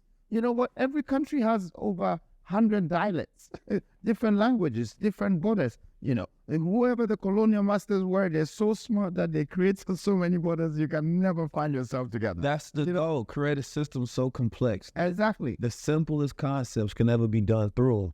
That you can use currency to change it. And our currency is determined by someone from outside. A lot of African money is printed from other parts of the world. And you have to ship our money to us. What is this? We're still slaves. You cannot go to China and say, I'm going to do that to you. You're not going to tell the Chinese man or the president that you only have 4 years. And if you don't, get off. Let another person come. No. That is not allowed. And we Africans also cannot go to America and say that, hey, we're going to bring your dollar down today, your currency, and we will lift our city up. Or we're going to do this. We don't go to people's country dictating for them. So how the hell people are coming to us dictating for us? We're still fucking slaves. I'm sorry, but, you know, we need to wake up to that. You know, courage is a powerful thing. When you stand up as a courageous man, God stands behind you and the universe becomes a force behind you. And that's where I discovered myself. Because I was just a little poor kid being raised by a penniless broke mom who is spiritualist and looking up to a serial polygamist father who is rich but I never met until I was 8 years old. And I found my way in this world. And I'm telling you that courage is one of the things that I dwell on. And I already talked about time because, you know, the only way I can utilize my time is to apply my courage to the decisions I take against my time, you know. And I think that we are sitting on ourselves. You know, we should change some things. We should remove it. We should change some of our constitutions because it's not related to humanity. It's not related to the system that can bring our people. You know, we should change the borders. We should fight for the borders to be open and not closed on us. Okay, because it restricts us from trading with each other. So a borderless Africa. Exactly. And then give them a one currency so nobody comes to tell us the value of our currency and undermine the currency. That the value of currency stays when someone is undermining it. It cuts down. But if you let it be, there's value because there's demand. When there is a higher demand for a currency, the value is higher. This is why the Russians and Asians have just decided not to use the dollars anymore because they want to cut the demand of it, to devalue it. And it's interesting because it's easy to understand what the currency of Africa will be backed by. It's the easiest currency in the world to back. Very good. And for me, the Freedom Coin is a gold coin. And people used to ask me, so what are you going to do, crypto and this and that? I said, crypto in America is crypto. My crypto in Africa is not the American crypto. So my crypto in Africa is that you have paper. I'm giving you gold. And that gold, anytime, you can flip it to the paper. But if you don't flip it to the paper, your value is going up. So I was doing that to shred every goddamn currency on the continent. You know, and that was my way to respond to the Western world and the Asian world. That, you know, this guy is not just intelligent, he's a conqueror. Because I'm not telling you that stop spending your currency is not valuable. I don't have time for that. I bring you the easiest solution for you to see what value is. and you exchange everything and shred all the currencies, and then you start to have one currency. And we can now talk. That, for me, that's unity. Because the only thing that will make us come together to do this is how we can trade with each other. What can we give each other? And what can we take in return? Okay? That will not make us need someone to give us something that we think we need. That's the first thing, to create United States of Africa. The first thing you need to do. And this was already going to be started by Malcolm X, Kwame Nkrumah, and Patrice Lumumba on the OAU. You know, and for these three people to have come from different parts of places and how they were separated, how they were, you know, assassinated, you know, how other people were empowered in their positions. And from then, the vision has been distorted. That alone has become an inspiration for me to know that I can do more, because there's been so many people that have come after that process that they never thought of it. That is an opportunity to finish the dreams of these people. You know, to continue what they had begun. You know, for me, I feel like I've been sent here to do that. I believe in that because I can see clearly that if they were to do that, you know, it was a good spirit. It was a good thing that was happening. It was something that would have changed the economy and the GDP of the entire continent and be able to control the reserves of Africa, the minerals that the world is depending on, but no one is controlling it. Yeah, it's just separated and, you know, in countries and scattered in places where there are wars and all of this, and people are extracting it. But you know what? I'm not the type that will also go and blame the people who are extracting it. That's the world. The world is full of scavengers. You know, you let it go, people will take it. If you're a woman and you open yourself, people will use you. If you're money and you put it on the table, people will spend you. You know, so if you have minerals and you open your borders for people to come in, they were extracted. So, and it doesn't make sense for us to go fight them or try to stop them. It makes sense for us to find a solution how we can use whatever they extracted to become better in return, to gain more wealth out of it, and to feed our nations and to build them with it, to develop them with it. You know, you can only develop things by your genes, by your area, by your surrounding, by your world. That is how you develop things. So the white man might have developed technology because he had access to hardware and software. You know, that's his world. He found it and he started putting it together. And when he put it together, he realized that out of it, he has to create one living thing into that technology. So he chose the spider web and created a network on the computer, which today the people call it websites. Yeah, everybody has built a web, you know, in their small world. And, you know, now we're about to go into a new world, which is the blockchain. You know, we're moving from, what is it called? I forgot anyway, but we're moving from one technology to the another one, which is evolving, okay? Web3. Yeah, Web3. Now, which is something that I'm deep into study when it comes to Web3. And specifically, Africa has a unique opportunity when it comes to the blockchain, because most places will have to rip out existing infrastructure. But in most places, Africa doesn't have an existing infrastructure, which means that they can just adapt to new technology and build, right? And so creating systems of ledger, you know, creating currencies, creating documentation and things of that nature. If the youth were to decide and be educated on these technologies and they had these particular skills, then Africa will be a completely new country, continent, a united Africa. Because listening to you, the only vision that can be reigned true in the minds of people that can synergize them into a movement of power is a united Africa, is a borderless Africa, right? Is an Africa that has its own currency. And only the youth of Africa, right, are able to rise up because they run Africa, whether they realize it or not, because they have the numbers. And so they manage themselves the same way we talked about human capital, then they can decide, you know, what are the factors in Africa that we want to see for the vision, right, for the future rather. And so when somebody decides to step into that position, let's say want to be president or want to be whatever, they say, well, yes, you can, but what is your vision for Africa? Is it a united Africa, or is it the same thing that we've been having? Right, because you can't feed the youth the same dream that they don't believe in. That's for the old regime. Absolutely, and I think you're 100% right. It would be a mistake for someone to keep blowing their horns that they're going to unite Africa when they haven't actually executed the templates, behind closed doors and through darkness. For people to understand that, the light comes out of the mask that is around it. There has to be that plan of creating the currencies, manufacturing the resources, creating the distribution channels, industrializing the mindset and creating the skill sets which would become a transgender transformation within society, within countries in Africa. You said a transgender or what? Yeah, yes, it is. That is the level that is going, because the Africans have lost their sense of creation and development and where they're from. They still believe, as we speak, they believe in maybe AI now than their self. They believe in technology than their self. They believe in information than their self. So they're never going to be able to be in control of what they believe in it. They believe it in it than themselves, meaning that they can never create it.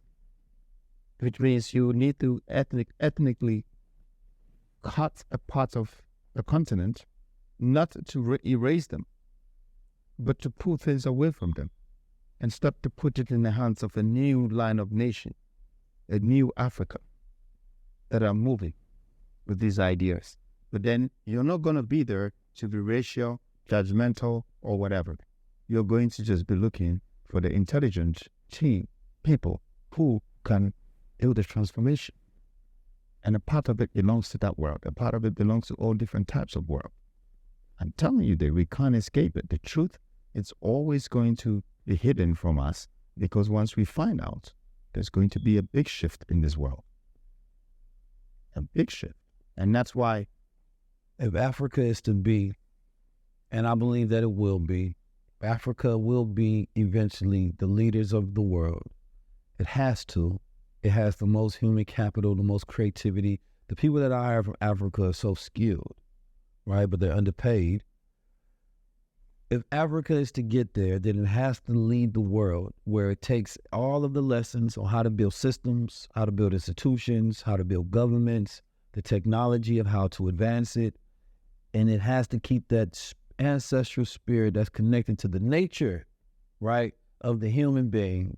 And it has to build these systems in a righteous way so that it does not duplicate systems that are destructive to the human being. we have to use the people. We have to. I'm telling you, it's not a lie. Look, I've been building and I've been developing for a while. When I was just relying on just the local Ghanaians to build for me, I used to go and knock on their doors looking for carpenters and plumbers to come and do the work. They didn't understand how professional this had to be because it's not their field. They've lost the plot a long time ago of human development and social development. So I started hiring the outsiders, okay? It made the outsiders hire the insiders. And things started forming and it was growing. So that's the point that I'm making. Now, I'm not saying that we should kick the Chinese and Americans out of Africa because they're extracting gold. No. You're welcome, but you're not extracting it. You're building it here with me. You know, I sell it to the world. You get your commission. And that's just how the world was built. They came to take Africans and Chinese to build America.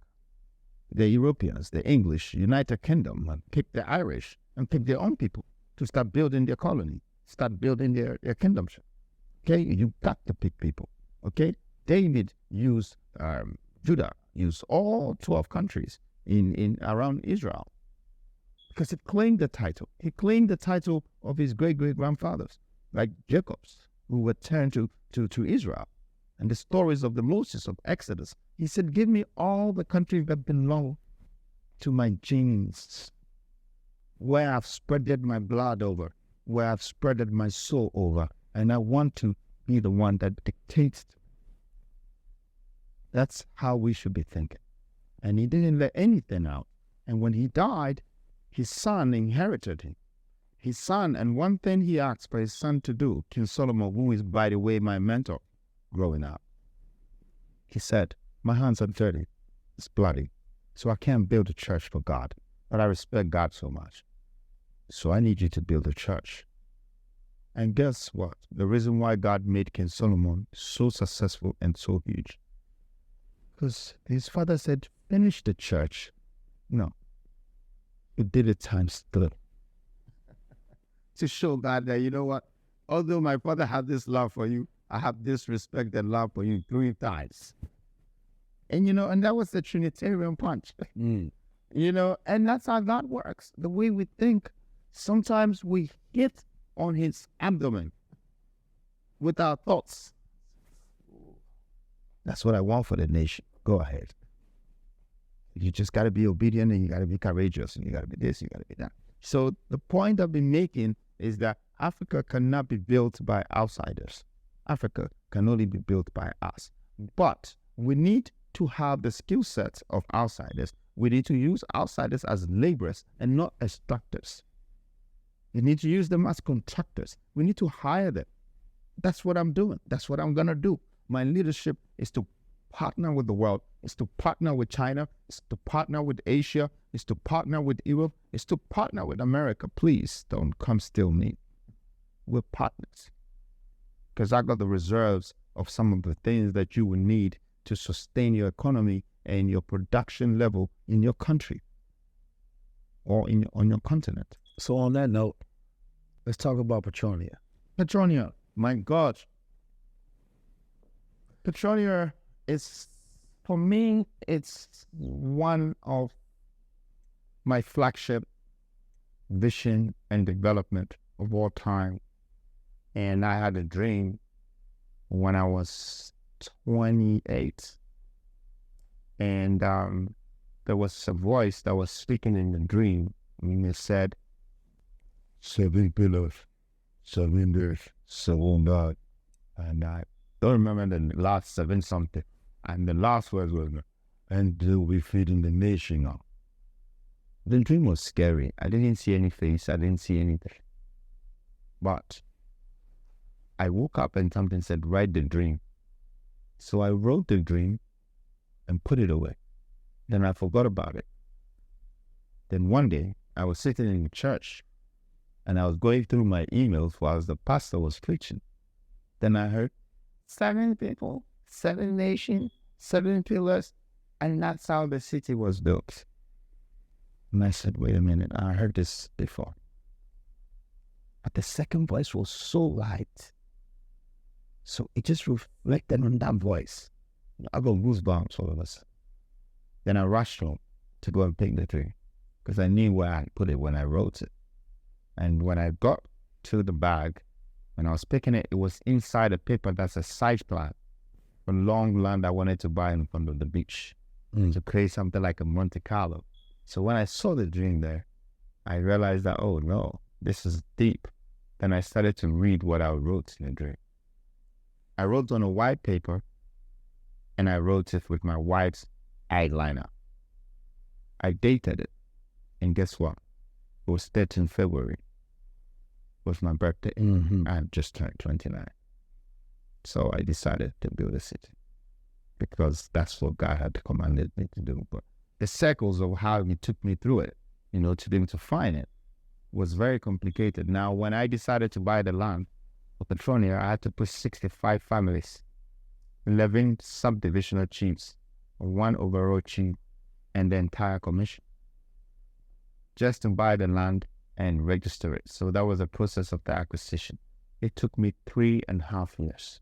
I was traveling 330 kilometers from Accra to Takoradi, almost twice or 3 times every week, putting this figure together. My vision had drifted.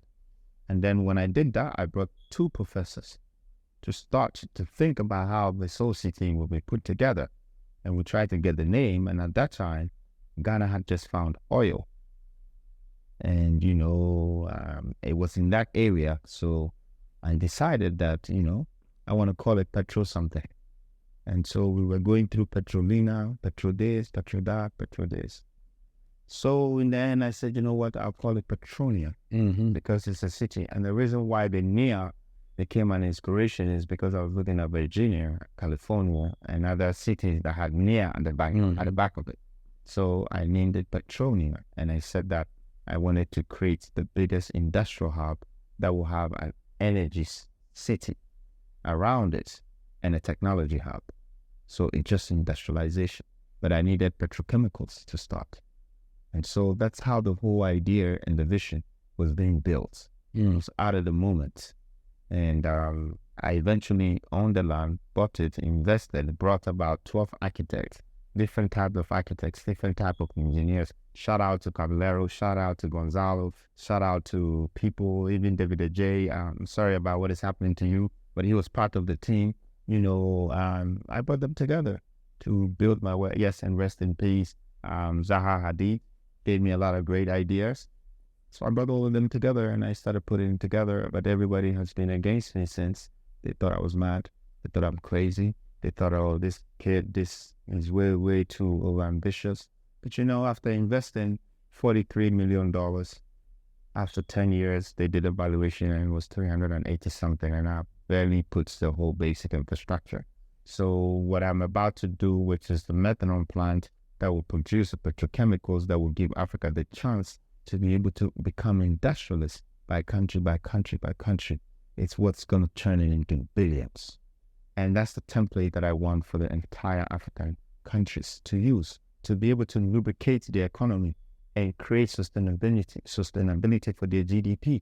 So it grows without them having to lend money from other financial institutions, because the resources are here. It just needs to be industrialized, packaged, and sold. So we don't have that much importation. We rather do more exportation. We have to suck other people's economy, other people's revenue, other people's monies, currencies into our system because of what we have. And that's the vision I have for Africa. Before I even went for the place of Africa, I already had this blueprint and I had these things going on. But here's the thing that surprises me, how God works.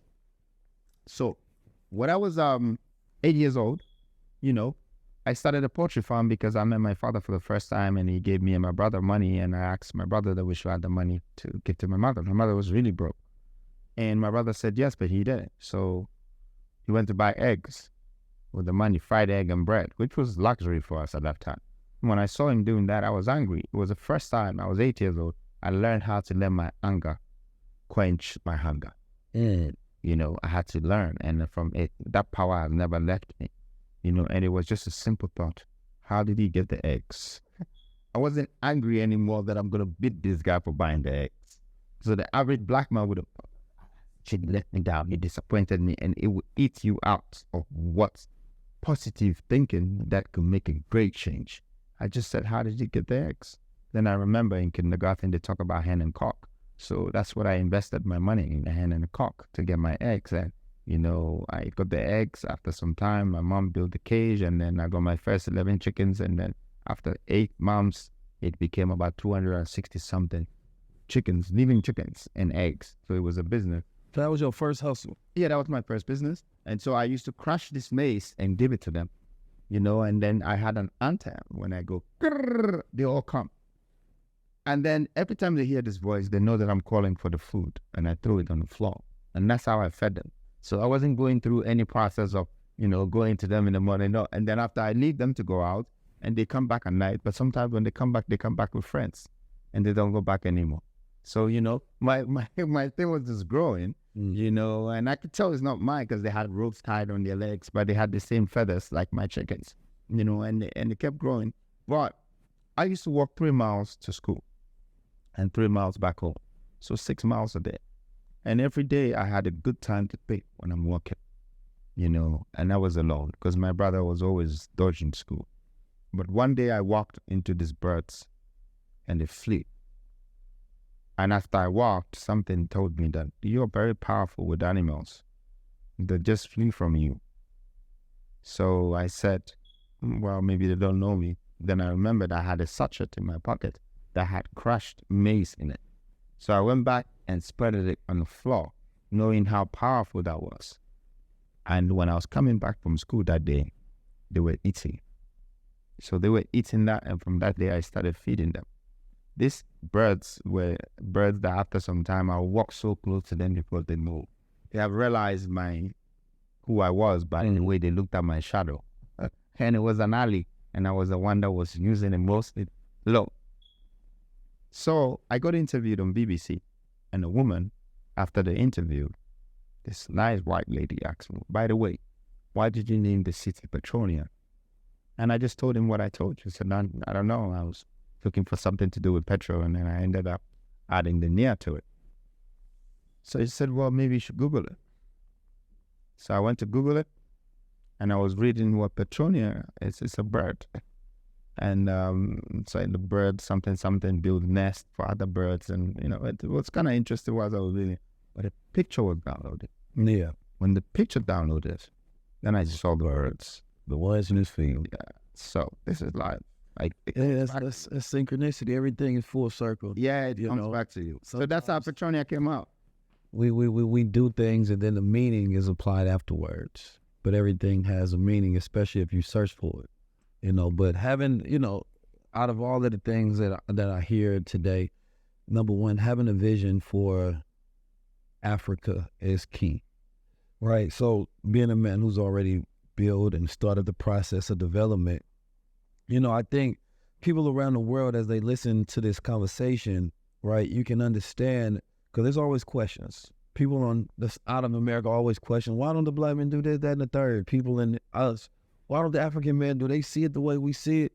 And what you're telling us is that you do see it, right? You are aware of the reality, but not only that, you're a man of the three things that we talked about before this: skills, network, and resources, which means that not only can you have a vision, but you can do something about it, meaning you can bring it out. And the thing that our ignorance keeps us away from is our resources. The thing that our ignorance keeps us away from is each other, which is our network. Right? And the thing that when we don't have proper amount of peace and the right amount of education, it also keeps us away from our skills. And therefore, we're no longer feared because they know that you don't have what it takes. Even if you have the passion for it, if you ain't got the resources, who cares? You know what I'm saying? If you don't know nobody, you can't do anything in the first place. So they say, oh, you little black man, you African man, you can dream all you want to. But you got to hire them. You see, the things that you don't have are the things that you need to hire. The things that you wish for are the things that you need to acquire. The things that you want to control are the things that you need to build. We have to. But here's a black man, when they receive a contract of 100 million, they give it to somebody who plans for how they will spend it. Somebody has the money in the bank, and then they say, oh, you just need in a penthouse in a hotel, I paid for it. And then they prove to you with the receipt. You just bought this clothes in Louis Vuitton, and it costs 120,000, and then they give you a receipt and prove to you that it's been paid for. And, we need big on 100 million. Those are numbers. It can run out in days. Okay? What we need is to invest, to purchase, not to spend. How much worth of property have you developed in your lifetime? I've done 800 homes. I've sold, most of them. But from 2016, 15 is when I took the decision, and 16 is when I sort of confirmed and affirmed it. I said that I wasn't going to sell anymore. I wanted to now just build and keep it as a portfolio, so I will be known that this is my landmark. This is my landmark. This is my landmark. I used to think that I had competitors until I took this decision. Now, I don't see my competition as what I used to see, and I don't have value for competition anymore because I've realized that attention is stronger than competition. And I only found out that all the people who are into competition in the long run, they just look for attention. So I just go for it first. When you say 800 homes, does that include like the hotels and things of that nature? Yes. Okay. But the hotels and all of these are things that are part of my portfolios. Right. And not only because in America, when we think home, we think of like a residential house. Yeah, but you see, in America, what you don't understand is when you see like a block of a skyscraper, that skyscraper can have 300 homes in it. And every one of them has an ownership. It's called splitted ownership. Every one of them. So if you have the land, you can spread it. But if you don't have the land, you have to compress it. Build up. Okay. But they're all homes. The houses, the this, the that. Guess what I want today? What's that? I don't even want the homes. I want to build the communities. I want to build the nations. I want to build the countries. I want to be able to build a continent. That's what I want to be remembered for. Because, I don't have any great feelings for building skyscrapers when I've done a few of them already. And if I do 10, people are just going to say that, yes, it's expected. So you got to move on to something that can become a beneficial factor for society, something that can create a generational wealth for other people to benefit from. That's the new spirit I have, the new belief I have, and it's leading me to leadership. So somebody wants to come to Ghana. I want you to, if you can, get a thought process of you coming over to Africa, you coming over to Ghana. What is the expectation? Because we see Black celebrities, right? Everybody goes to Europe, everybody goes to Paris, and we understand the reasons why, right? Fashion institutions, tourism sites, whatever it may be.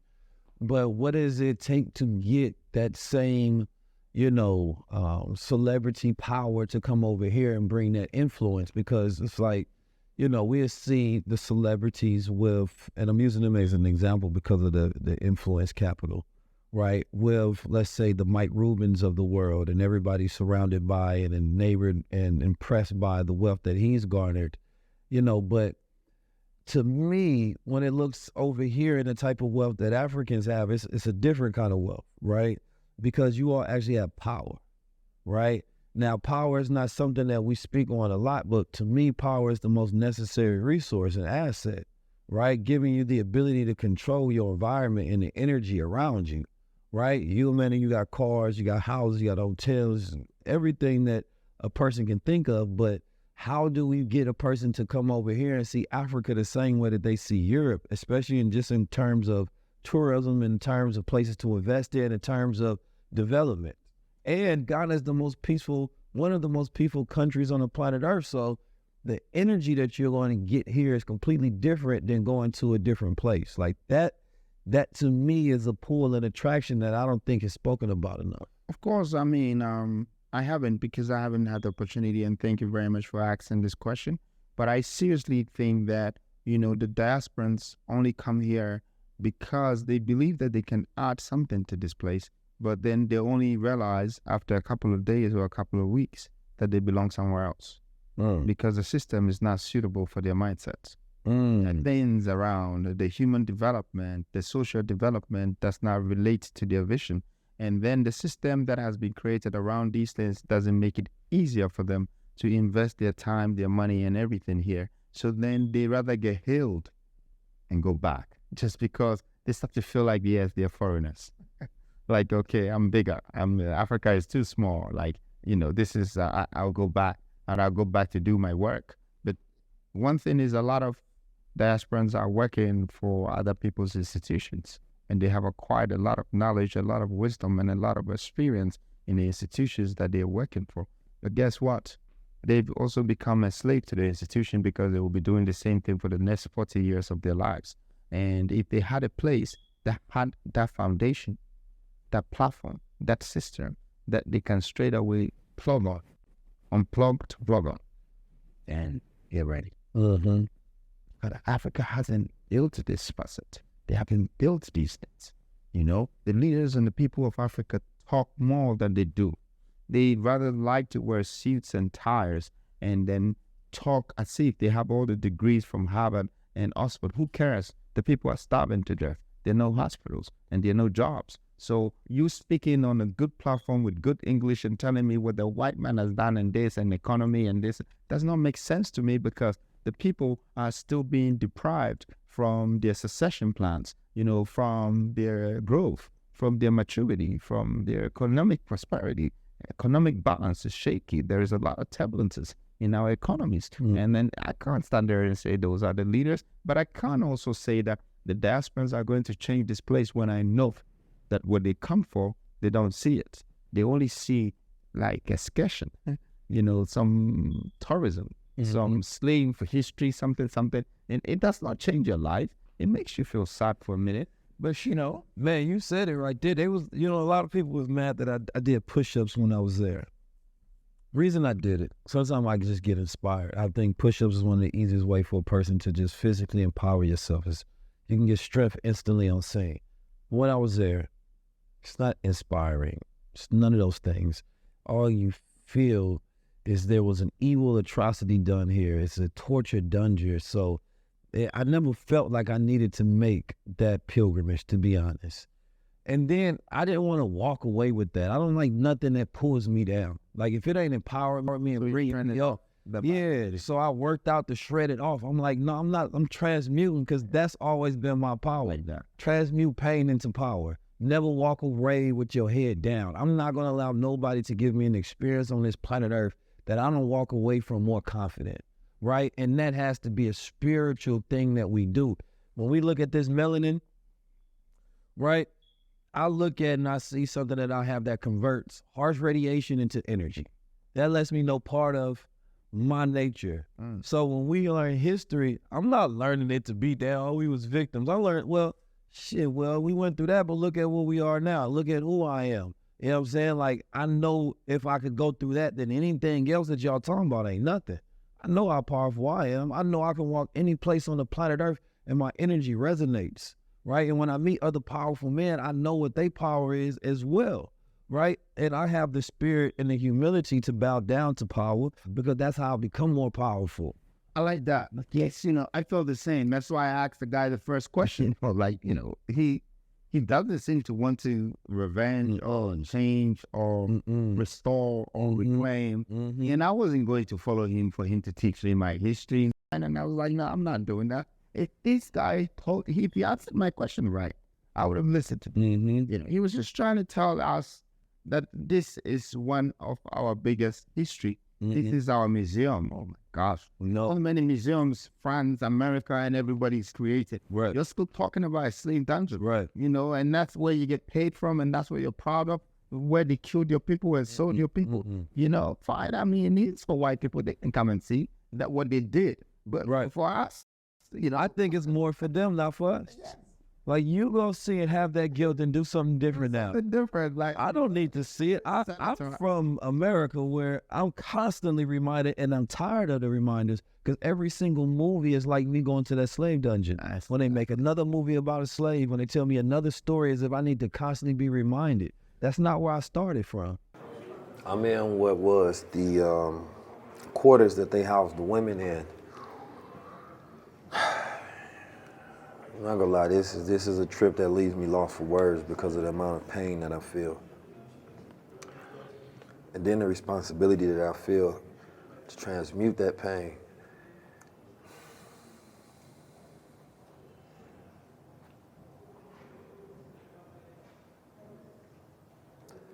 To transmute that pain into power, into progress. And this is why we go so hard to bring consciousness to culture, because of everything that was robbed from us during this process. I think it's necessary that people come here and they feel the energy of what we've been through, what transformed us. I'm not saying everybody's ancestral line came through this, but this is a part of our story. And this is the part that I think reconnects people back to the root of where our suffering began, and why it's so important that we be fruitful and gaining our freedom, justice, and equality, and why it's important that we know ourselves and not let the world dictate who we are. Breaking that bondage, forever free. You know what I'm saying? Gods forever. They came and they tried to Christianize the whole land, and they enslaved, and they Christianized you physically, right? Enslaved you mentally and spiritually. It has to be something that you decide that you free. You have to emancipate yourself. Nobody's going to emancipate you. It has to be in your dignity every single day that you move. It has to be in your integrity in the way that you work. It has to be in your energy in the way you operate. It has to be soldiers and warriors and conquerors and kings and scholars and scientists and engineers and innovators and inventors and the creatives and the artisans all have to go to a higher consciousness, to where we break the bond and we take something that was meant to break us and we use that to break this world and build our own. I'll be honest, man, it's one of them places, you see the butterflies, I'm celebrating freedom here. You know what I'm saying? The horror stories, everything that went, I get the history, man. I am walking history. You know what I'm saying? We got to represent more in everything that we do. And it is always that deep, because if it ain't deep, it's shallow. You know what I'm saying? When we look around, this coast should be full of riches. Every country that participated in the trade should have to give back to this place, should have to give back. Where's our reparations? Where's our reparations? They ain't repaired nothing yet. We repairing ourselves, but they still owe us for what they did. America can never thrive. America will never be a blessed nation. It will always be cursed until those who have been done the worst in that land are made whole again. Until then, they have to continue to fall on their own sins. And they don't deserve to be forgiven. And we don't deserve to hear apologies unless it comes with everything that acknowledges what we went through. It ain't enough to take us through your school and your colleges without the consciousness to give us common sense so that we can move with our own wits and some wealth. Otherwise, y'all continue to parade us around death, destroy us from the knowledge of our own mental health. We in these cities and y'all killing us. But now we back, giving you the game, revealing us. Man, this just make me want to just take over the world. For freedom, for power. Do me some push-ups here, man. Everything is just, it's my shit, man.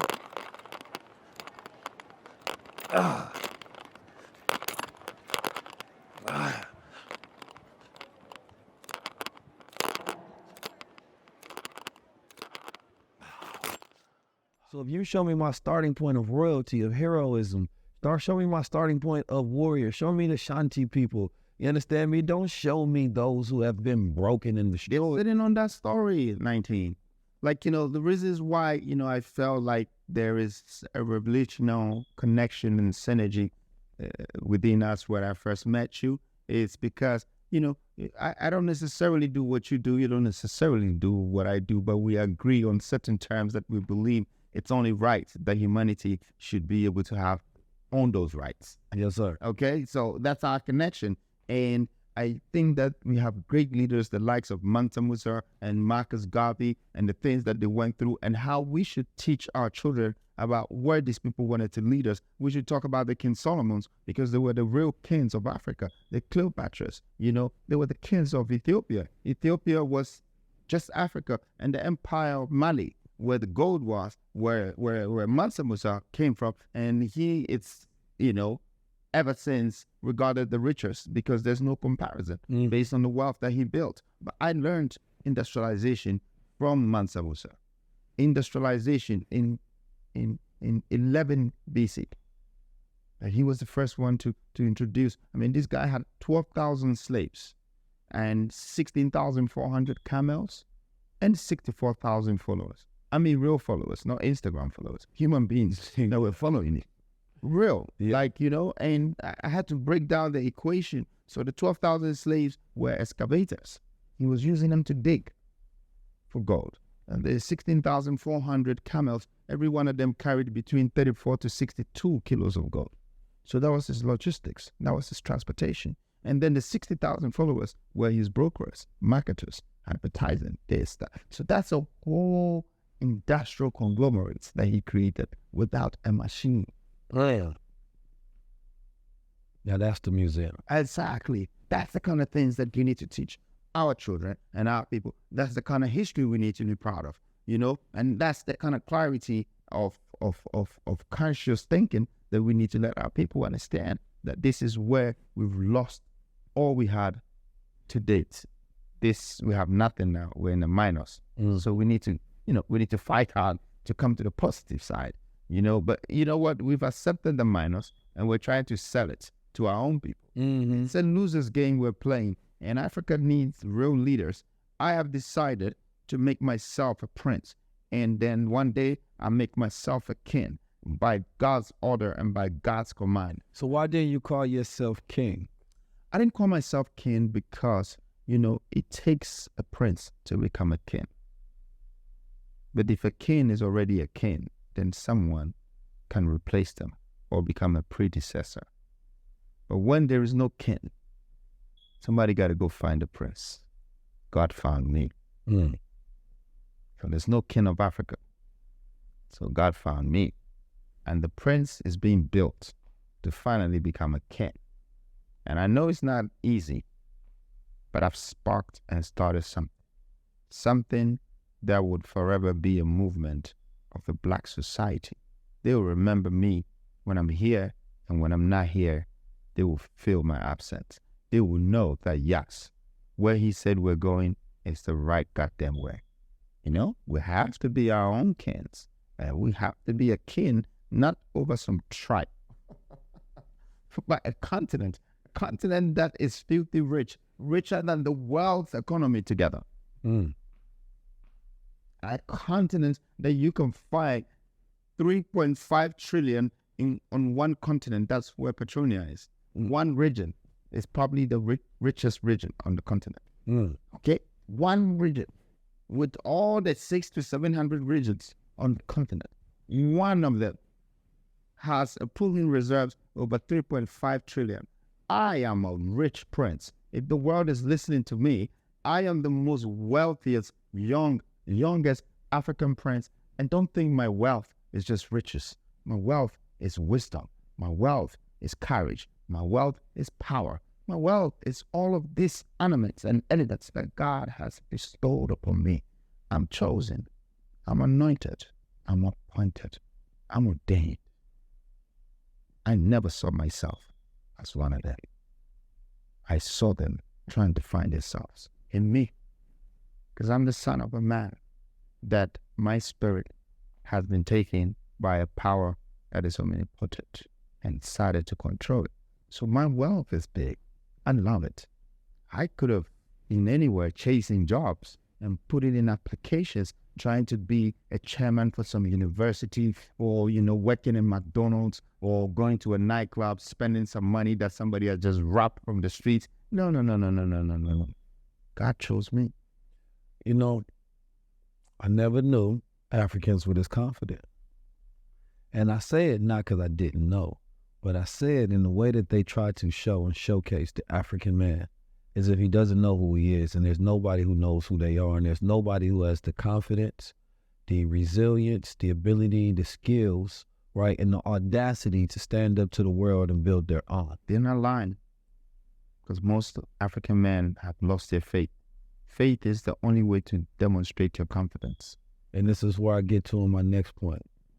The confidence that you are demonstrating today is the confidence that I want every African that watched this video to assume and be inspired by. That's the hope I'm bringing for them. And then in return, all I can feel is a force of resentment or rejection or just attacking. Because when a black man doesn't have what he wishes he had, he starts to demonstrate jealousy. Okay? And then when a black man wishes you don't have, usually have what you have, he starts to become the enemy. Okay? Now, these two things is happening in our circles. And like I said, I'm not here to correct people. I can't correct people. It will be a waste of time. I'm here to just add value to whatever that exists. Now, it could be humanity or it can be nature. These two things makes my world go round. These two things change my world. So I'm only in return doing what is right by adding value to them. So I'm not paying attention to what people are saying about me or what people are thinking of me, because I don't want that to determine my moralities and my strategy of changing this world. You know, it's about giving, and I'm giving it. So when I'm not here, you can see that I filled that space of energy, that space of synergy, that space of poverty, that space of hopeless. I filled it up. I changed it. I did something that brought the value to it, you know, and that's why I tell people that my main position or my main purpose of being here, it's I'm a humanitarian philanthropist, but not in the form of just going around trying to give this, that I'm a good guy. No. My philanthropy is to add that value to humanity, is to claim their rights back for them, is to claim their heritage value back for them, and to now have them standing on their feet. So the generations that are coming up see that, wow, this is a change that we would never like to lose. Now listen, there's a lot more that I want to discuss with you about. You're owner of lions. You have a car collection out of this world. You have many different things that we can talk about, just because this is a conversation that can go into many different facets. But I want to actually chop this up into two parts. Yeah, sure. So instead of just keeping the conversation here, I want to have a high-level conversation throughout Ghana. So if you can go take me to some of these places and show me more of the world, because they hear this brother talking and they say, that man spitting. Okay. You know what I'm saying? But I want them to see it too. I think I agree with you. I think I'm gonna give you, the Petronia, the plan, my development, all of that. We're gonna go through that, so you see the wealth that we built just on the grounds, the land banking, the value, the reason why we're becoming the great visionaries behind Africa. But I also want you to know that we're collectors. Yeah. But my collector's habit is not like, oh, I'm collecting watches. I'm collecting whatever my heart appeals to. I don't see it as a material. I see it as one of the things that belongs to me on this earth. So I grab it. Now, let me ask you one last thing before we go into part two. Because you talked about the Constitution. You talked about the government structures, issues, and problems that exist here in Ghana, right? And I imagine you have solutions for them, but those solutions require you to be in a certain position. You're already the Prince of Africa, but will you be the President of Ghana? This is a question that a lot of people have asked me and people have said upon me. Again, I repeat myself from the journey where I'm coming from. A young chicken farmer, coming from a home of a penniless, broke mother who's a spiritualist, and then going into the streets, reading their maps and taking over every barrows, and then emerging from there and cross-border movement back into Africa after I finished with England, and then decided to build my wealth in the corners of Africa until I hit the corporate center. Now it's time for me to elope and enter a political scene. How can I go there when I don't know anything about it? Yes, I can, and it's possible. The first thing that I need to do is just like how I became successful with real estate. You need to either think about what you're going to do with the land or crush the building that's on the land and rebuild it again. It's something that, people might not be looking at it from that angle. But to be a president of this country, I have to disrupt whatever existing political groups that have been democratized.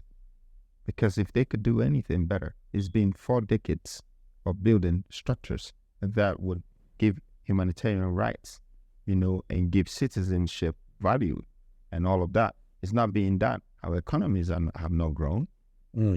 Our reserves have been taken, but our country hasn't been developed. And then the papers keep claiming, or the news keep claiming, that we have fast-growing economy, but when it comes to development, we're running behind schedule. Somebody's definitely lying somewhere. Media. Exactly. And, media. So I don't want to fall victim to all of this. And I think that, it's a decision that I cannot take, but I would do it by God's calling. And if God calls me today and said this and that, which He might have done already, but once the calling comes, I don't say no to my boss. I only have one boss in this world, and He's about me. Once He instructs me, I do it. That's why I'm a man of many things that, I've done within my time, that the people are beginning to think that, how did they happen? Including the politicians themselves, because I've never been there to do any business with them. And the bankers too have not been there. So they're thinking, what, is this some Russians or what? Is it money laundered? And isn't the kids, they're all wondering, like, what is this? No. Wisdom makes wealth look beautiful. Wealth cannot date for wisdom. Glory and grace makes popularity become sustainable. And if you have grace, you have glory, you have wisdom. I have this quality elements, great gifts that God has given me, and I have activated them in my body. And I think that if God knows and believes that it's my time to rule, not to lead, because everybody has been led astray, so I don't want to be one of them, but to rule. In the mathematical world, there is one thing about a ruler. When you put the ruler on the paper, what do? You draw the line straight. A line needs to be drawn straight. Currently, we're all on crooked paths. So if he ever saw me in those areas in the political world, that means I'm ready to draw the line straight. I understand that completely. As a man who does not play with the politics, but I could if I wanted to, right? I can do just about anything in the world. You know, my mother was a school teacher.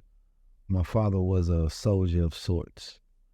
And growing up, the greatest thing that they taught me was who I am, right? And they taught me who I am so I know how to navigate the world.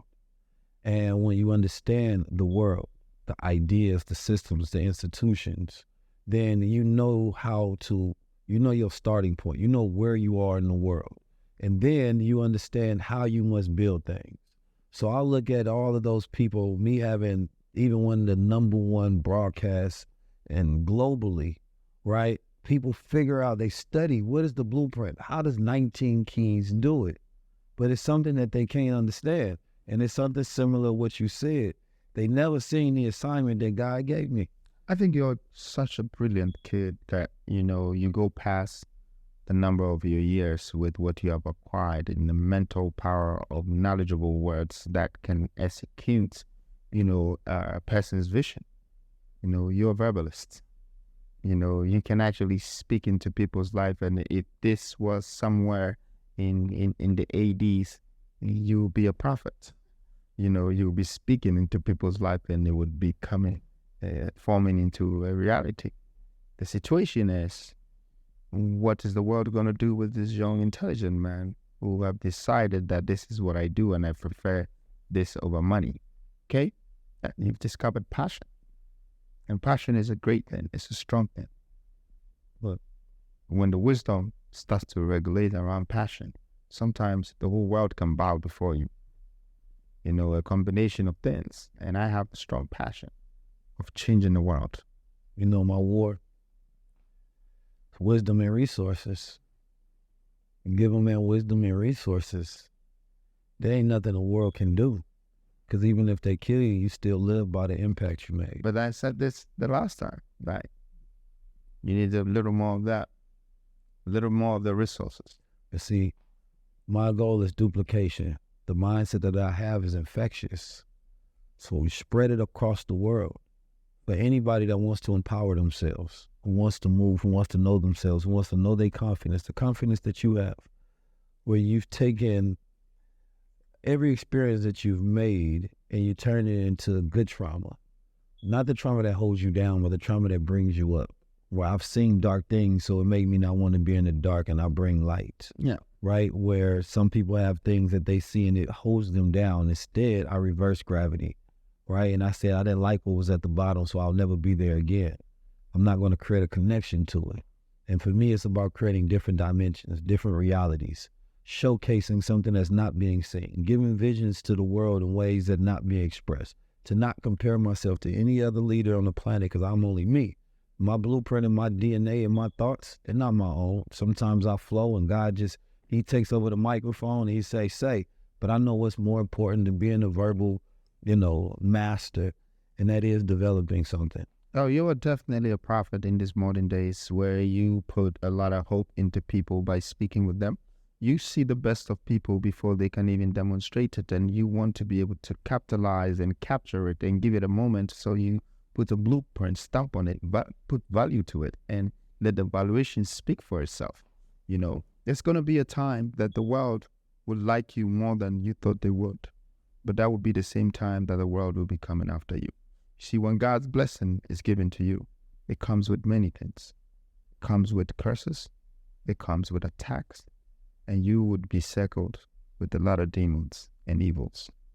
That's what God's blessing is. It's not for everybody. Because you become a light that is visible to many people who are already stuck in the darkness. They could have money. They could have riches. They could have wives. They could have children. But their soul has been grabbed. And no matter how you put the light on them, they still look dark. They're a star that cannot shine through the darkness or glow through the darkness. You are not one of them. But God's blessing is on you. God's oil is on you. And the more you grow with it, the more they're going to come after you. I didn't know this up until some time. And that's why I said that I never let people determine my moralities, because these dwellings has come from that. My passion, my belief, my courage, it's a part of me. So I'm not trading it. But I definitely know that when you get the full blessing, the oil is on your head, and it's a test for everybody. So for those who don't understand why Malcolm X or Martin Luther was assassinated, is because this is the path they chose.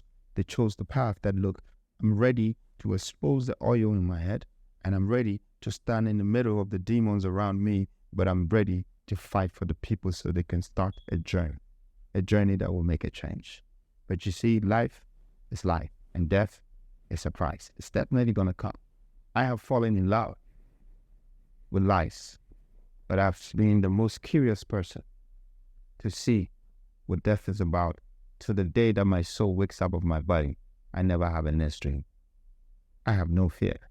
Kwame Ture said something similar to it. It's one thing to be willing to live for something. It's another to be willing to die for something. But the hardest thing is when you create a revolution where you're changing the lifestyle and the day-to-day habits and how you go about doing things.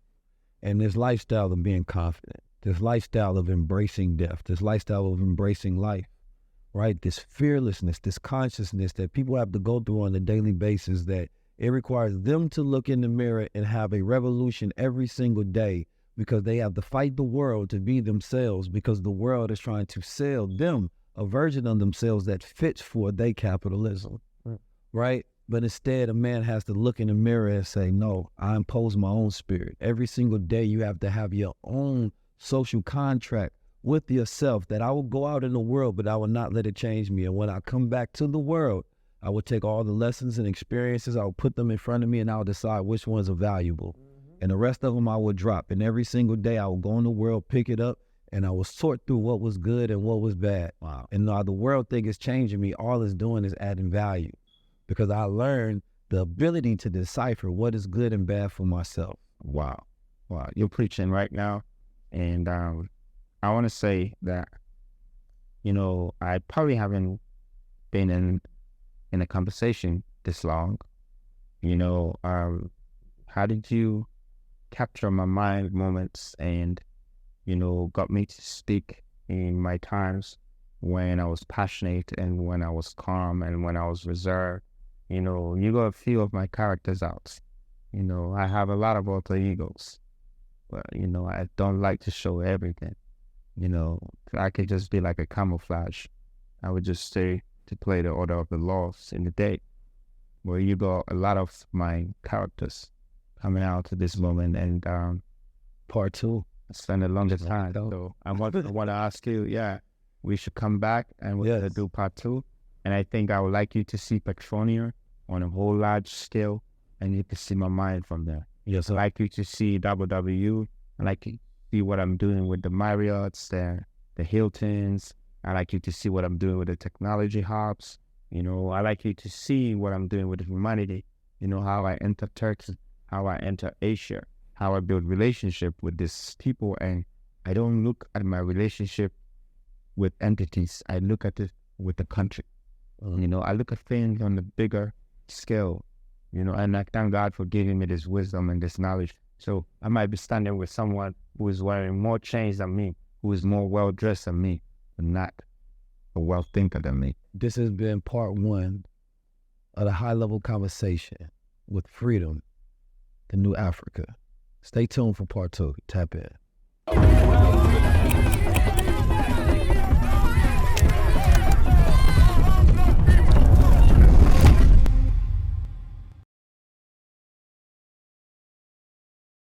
What are the biggest opportunities in Ghana, in your opinion, from somebody outside of different various income levels thinking about it?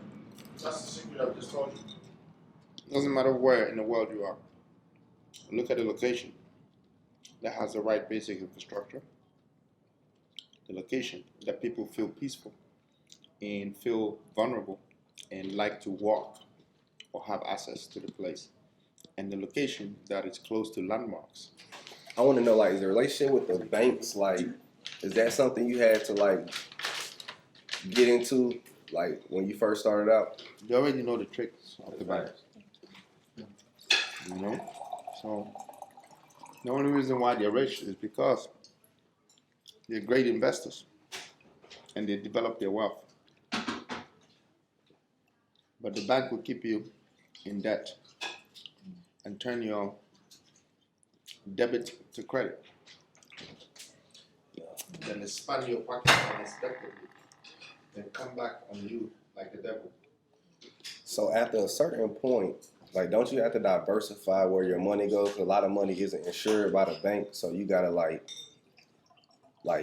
I wouldn't even know what to do once I reach a certain type of money. I'm like, damn, like, but you gonna lose money after a while. You feel me? That's the point of diversification in the first place. Some people might be asset rich but cash poor, and vice versa.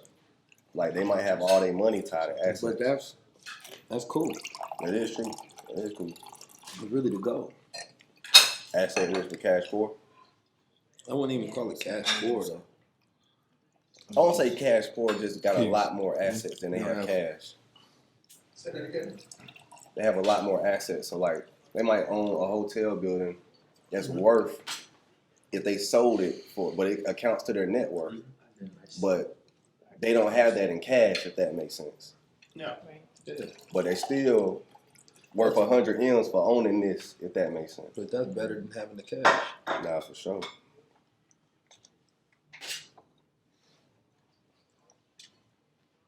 But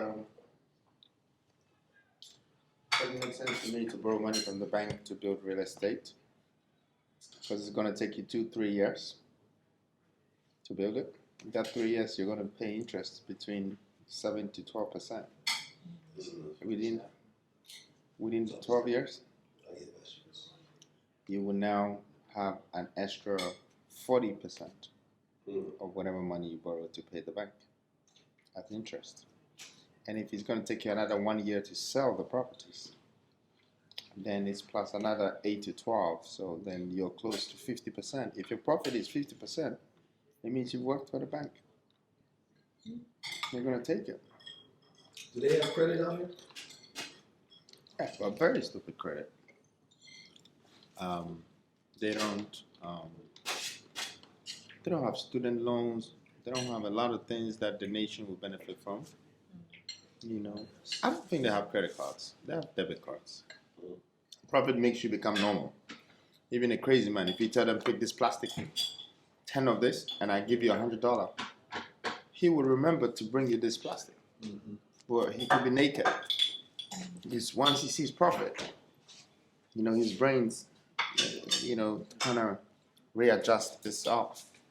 So I always believed in executing whatever that I want to do with high intentions and skillful execution, and to be able to do that, which is the definition of quality, but to be able to do that, it's a lot of dedication, commitment, and passion. You know, so then the profit comes in not just as profit, but also with reputation. And at that time, if you have a brand, or if you have a company, then, you know, these things become the reference. All right, so global market, right? You a man that have access to things that normal people don't have access to, right? Which also means that there are certain conversations that you wouldn't have because it's unnecessary to have them to people who are not ready for that conversation.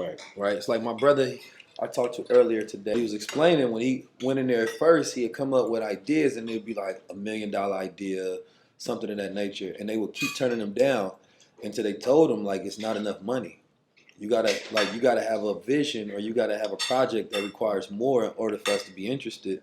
Because a venture capitalist is not about to break down $500 million for every $1 million project. So it wasn't until he walked in there and he was like, yo, I need 50 million or I need 100 million for this. And then he said they agreed to that like instantly. You know what I'm saying? And then it changed his mind that he never went to people with any more small ideas anymore because it wasn't even worth their time.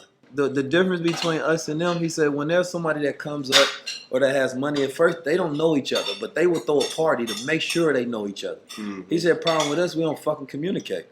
Mm-hmm. You know what I'm saying? Everybody is segmented in these different parts. Right. And that's true. So my thing be, listen, just because I do what I do don't mean like, why are we not having conversations? You got information I need, I got information you need. But now we at this point where we can rock nation brunch throughout the culture. Oh my God. But everywhere we go, all we see is more work to do.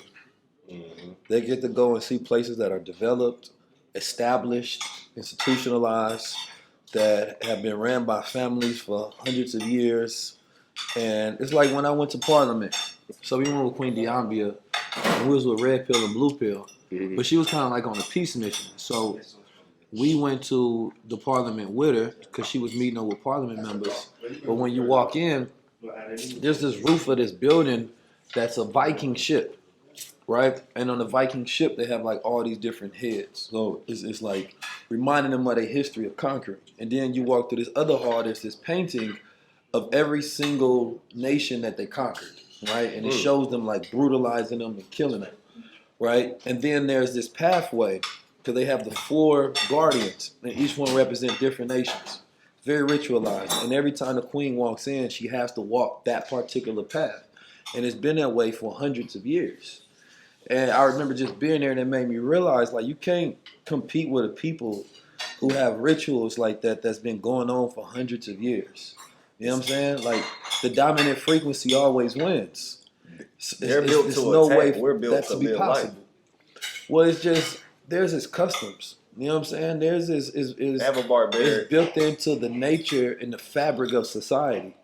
You know, and you can argue against it, you can say whatever the fuck you want, but until you build something that's an institution that is built to last over time, that's an entity, right? When you ritualize something, that's beyond physical, that's a metaphysical thing. You understand the power. Can I ask both of y'all a question? Do you believe us pulling the them on them is how we push forward as a black people? We pull a them on them. No? That's you went to prison. I'm not saying attack them. I'm saying like be more capitalist, be more intentional about. It's not about attacking each other. Yeah. Okay. It's about learning from each other. It's smarter. You know, the only time you lose is when you fight back. You've already lost. If not, you won't be fighting back. You gotta let go. It's not everything that you're supposed to fight. Fighting is energy. And when you waste your energy and waste your strength, you actually diminish your status. You have to start all over again. Now, if you went to prison and you saw that the prison had more black people there, 85 to 99% of black people would say that they're putting more black people in prison than white people. No, I would say it differently. I would say, let me look at the white people who are here and really see why they're here with me. And guess what? When you look at them properly, you're going to see that every single one of them tried to behave like a black man. And they put him there. Which means the white man really protects his own very well, unless they switch their culture. When they try to act hip-hop, try to act like, they chuck you in there. Yeah, I don't believe that. Well, because to act like a black man is because you're equating it with to act like a criminal. And there's 45 million of us out there, right? And we have different segments of our culture. But we start behaving like them. You know what I mean? Because, no, let me tell you why. In this country, who were the first criminals? In this country, who were the first thieves, murderers, rapists, killers? I think we're saying the same thing, but you're kind of rephrasing it differently. I don't think black people ever act like white people. If you saw a black man acting like a white man, he's a coconut. So you can tell straight away. Actually, so all right. So when you go to the South, right? when you talk about migration, I forget what part, maybe it was Scotland or whatever it is. Even the way we talk, the ghetto language, we didn't get that from our culture. We got that from learning from them, right? So we usually take a lot of their slangs and we adapted that from the South. You know what I mean? And we think that we came up from it, but we actually didn't. So a lot of the rituals that we got, and this is, I think it's Thomas Sowell. He did a very great study on this. And he was showing the dialect that we got from the South, right? Because this is where we learn how to talk, right? That's where you find the closeness, and like the ghetto and the whites of the South is very similar. You know what I mean? They're almost the same people, right? Those people that if they really like grew up together, they'd get along because they almost have the same values. They talk just about the same. They're the same type of country. You know what I'm saying? Like impoverished people in America are actually similar to the same. It's not when you go to different education levels and classes, then that's when you start to see differentiation between the different peoples. You have a point, and I agree with you to an extent. To get my point across, and I want you to see how simple I meant what I said. Yes, sir. If you were born in a white society, you're already a +1 ahead. Your education, your credibility, your credit facility, your job seeking, everything, because they are centered around the best institutions, the best families, the best corporate and political families. They are the ones that have the people who are ahead of the game in their circles. The black people, on the other hand, have the best watches, the best cars, the best houses, the best clothes. That does not guarantee your job. That does not guarantee your future. The circles are blocked. Now, the point I'm making is, these white people know that this is how we got our supremacy from.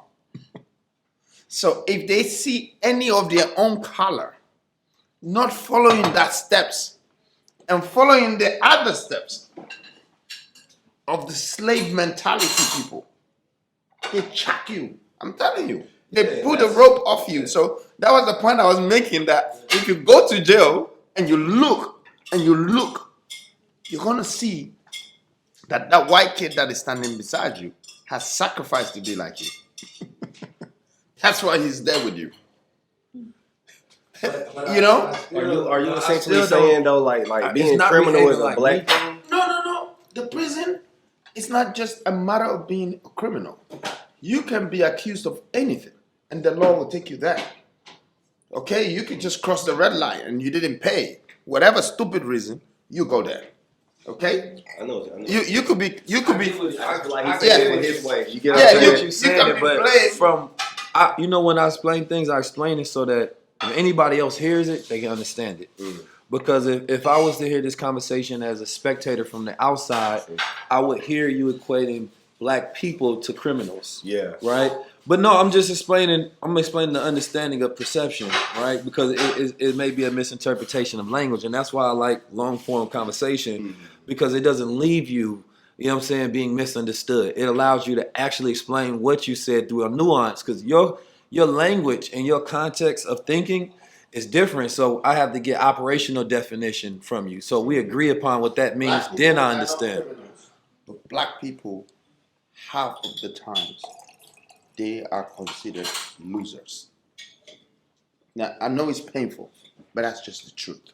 No, that's fine. You know, these are facts that we can't run away from. That your mom might know that my son is so intelligent, my son is so smart, but they don't have the opportunity and the network, the assets, to make your intelligence become a commercial factor that can generate value for you. You know what I don't like? When we allow people to vulture our culture, like Vlad, who else? A lot of them, right? I ain't gonna say no name, but let's just say Vlad for an example. They would, or 1090J. I mean, they would champion those vultures. I'm not even mad at them because everybody goes over there. I'm not mad at them. I'm mad at us.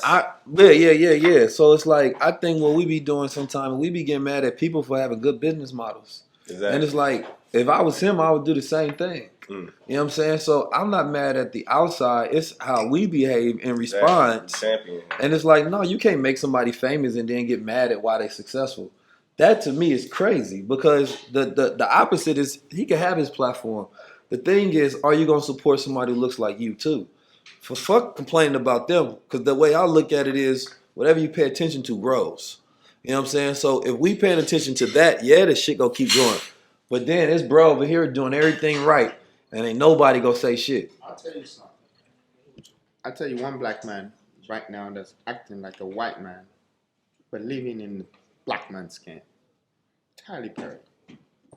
The minute he starts to act like that, so he takes the chains off, you will not catch him. He takes everything off. He don't know his dress code anymore. He only shows his mindset. And he comes with his pocket, and he comes heavy. This is like, I was saying, he's one of the greatest comedians because he came in as a comedian. Now he's the sickest entrepreneur, buying their own lands from them. I'm telling you, if you have hundreds of him, our kids will be growing up, and every door they enter, there's a job for them. Every school they go, they can make them the biggest, because we have to be owners. Acquisition. We don't have acquisition. Do you understand my point? That is one. Two, we don't have seats. In the parliamentary world, in the political world, we stand in front of altars and wear gowns and say, yes, we're pastors and bishops and this and that. But God does not work with us full time. He does not. He lives in us. He's part of us. He does not work with us full time. Go get the real organizations also. Own it. Acquire it. And let's stop the excuses and the blames and all of this, because you know where we end up? In the dungeon. You cannot escape the law of a man who has written his own law.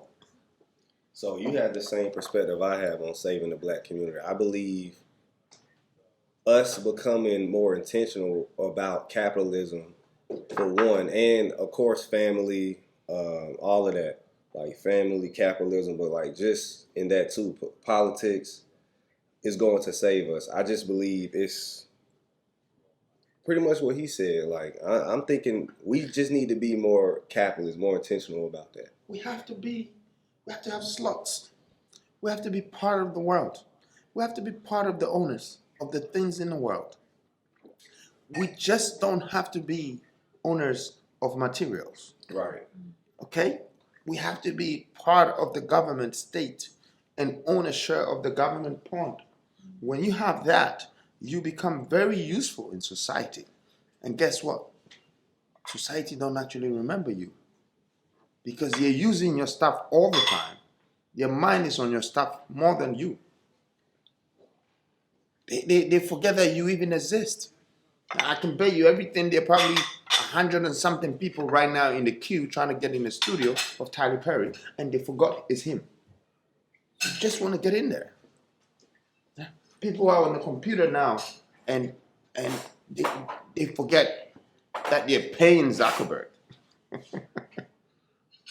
Yeah, they're on Instagram, and they're enjoying the Instagram, but truly, they forgot who they're paying. Yeah, that's the fact. Because when you're there, it's different. When you're not there, it's different. When you think you know, and when you already know. I'll break it down for you. If you think you can get $50,000 from me, and I don't give you $50,000, because you were thinking, you're very disappointed in your stock. If you know you need $50,000, you will come to me. If I don't get it for you, you're on to the next one, on to the next one, until you find it. So there's a big difference in knowing and thinking. But before you know, you got to think. Some people just think and they cut the know out. Some people want to know, but they never thought of what they want to know. this process of life is very important. It's like a man who is trying to activate their wisdom without activating their courage. You can't find wisdom. And courage is not only based on strength. Do you know how much courage it takes a man to tell the truth? It's like 740 bhp, horsepower. Sometimes that's courage, just to say the truth. Just to say the truth. And it's not like you're saying the truth to be in trouble, but the truth will make you look small or little or stupid. But one thing you've just done for yourself is that you have demonstrated so much inner courage to set your soul free. And no money can pay for that. You know, people searching for freedom sometimes. They're searching for happiness sometimes. You know what happiness is? It's simply something that is missing in you. You're looking for it. You had it for a moment of time, then it went. Then you had the other one, then you had the other one. So you have multiples of them. Then you made them all go. Now you think you're going to find happiness by laughing or smiling. No. You should have already known that happiness is a feeling that only lasts momentarily. But that moment, it's so important that you will not cherish it until it becomes a memory. That's how you didn't see the value of happiness when it came. Now when it left, you see value in your memory. How many men do you think they're able to go back, or how many people do you think they're able to go back to go and restore their happiness? They couldn't. Why? Because the courage was not there. The mind was there, they can remember, the courage was not there. I think a black man lacks courage. And in my days, in my times of teaching the world about my own capacity and ability to be able to dignify what integrity in a man should lie within a society, I think I would teach them that. It's more than me giving them money. They got to activate that courage. You're going to meet a lot of people on the way. They're going to say, nah, you won't make it. Nah, he's stupid. Nah, he's that. Nah. But you know, if everybody's saying, yes, good, I'm sorry, they're fucking lying to you. Yeah. Because even God created the devil to give a balance. So, you know, when everybody's laughing, be careful. When it's all good and everybody's clapping for you and this and that, leave that place. When you are at the peak and everyone is calling your name and this and that, come back down. Visit them. When it rains, it pours. And when it stops, the pores go away. Nothing lasts forever. And so if black people understood how to switch and how to move at the right times, they would know where they're going. These guys don't know. They don't know. And they kind of blame people for what they're becoming. No, I don't blame the white man. I think he's smart. I think he's intelligent. Yeah, I think he's fucking intelligent. I would rather challenge him by doing what he's doing and compete him. Because he came to steal the gold. He came to steal your diamonds. He didn't spend it for himself. He went and built a country with it. You're stealing the physical dollar and you're smoking crack with it. There's no way I'm going to choose you over that one. He's more intelligent. We're not accepting the fact. And when you don't accept the truth, you're still in the realms of lie. You're being lied to. And if you lie to yourself, you have to lie 1,000,000 times to yourself to protect that one lie. That one lie that you lied to yourself. And in your head, you got to keep lying again and again. Oh no, oh no. Just open up and accept the mistake. Because once you understand that it's a mistake, if you say 1 + 1 is 4, and you accept that it's a mistake, you're going to get it right the next time. If you insist that it's 4, everybody might know it's 2, except for you. Because you're refusing to accept the mistake. And I think our people are refusing to accept the mistake that we are not investors. We're not buyers. We're not owners. We're borrowers. We're talkers. We're jealous people, but we have the most strength. We have the most talent. We have the most minerals, the most resources. The best to be the best. We just couldn't be the best. For me, I call it failed. But guess what? The only one thing I don't do is to lose. But when I win, I earn. When I fail, I learn. But one thing I'm not doing is not losing.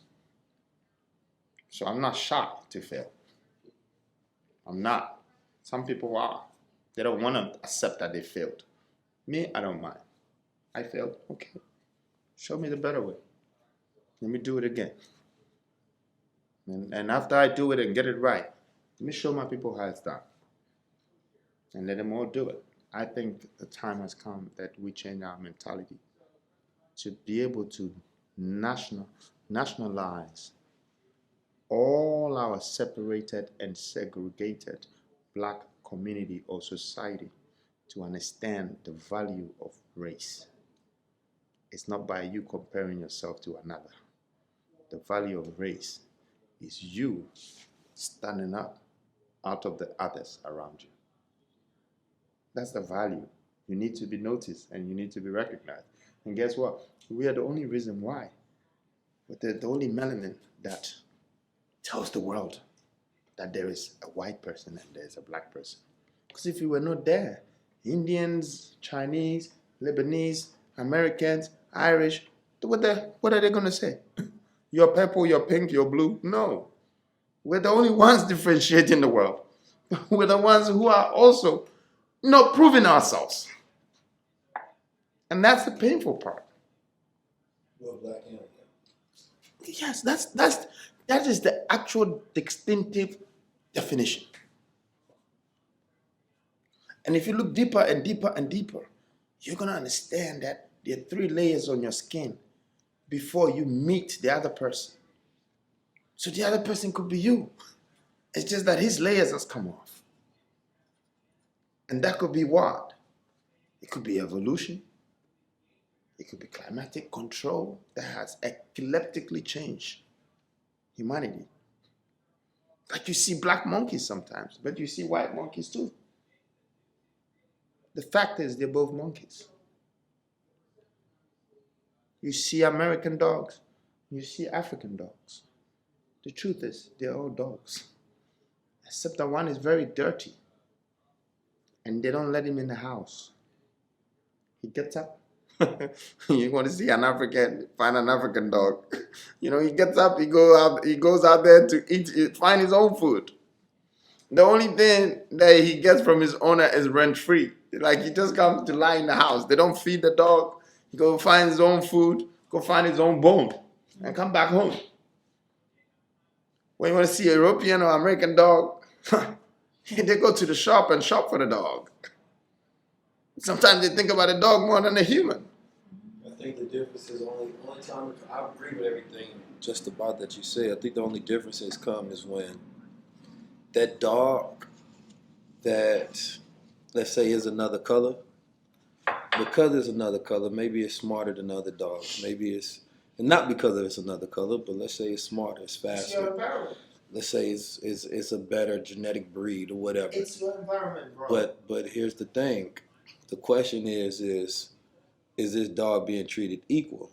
Right? Now, let's say, you know, that's that dog that was born in the same environment, maybe even had the same mother and father. It could have been born albino, right? But because of the way it looks, right, it has to understand, why am I being singled out if I'm like everybody else? No, I'm just saying from a social, like, metaphorical level.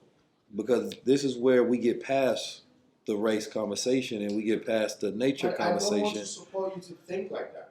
It's not a. The fact is it a reality? Is the question. The reality of the situation. Because I don't live by it. I believe that this is the limitation. When a person is forced to think about their color, it becomes a distraction.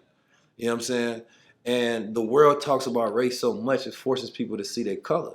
And then even when a person doesn't want to, sometimes that they're reminded of it.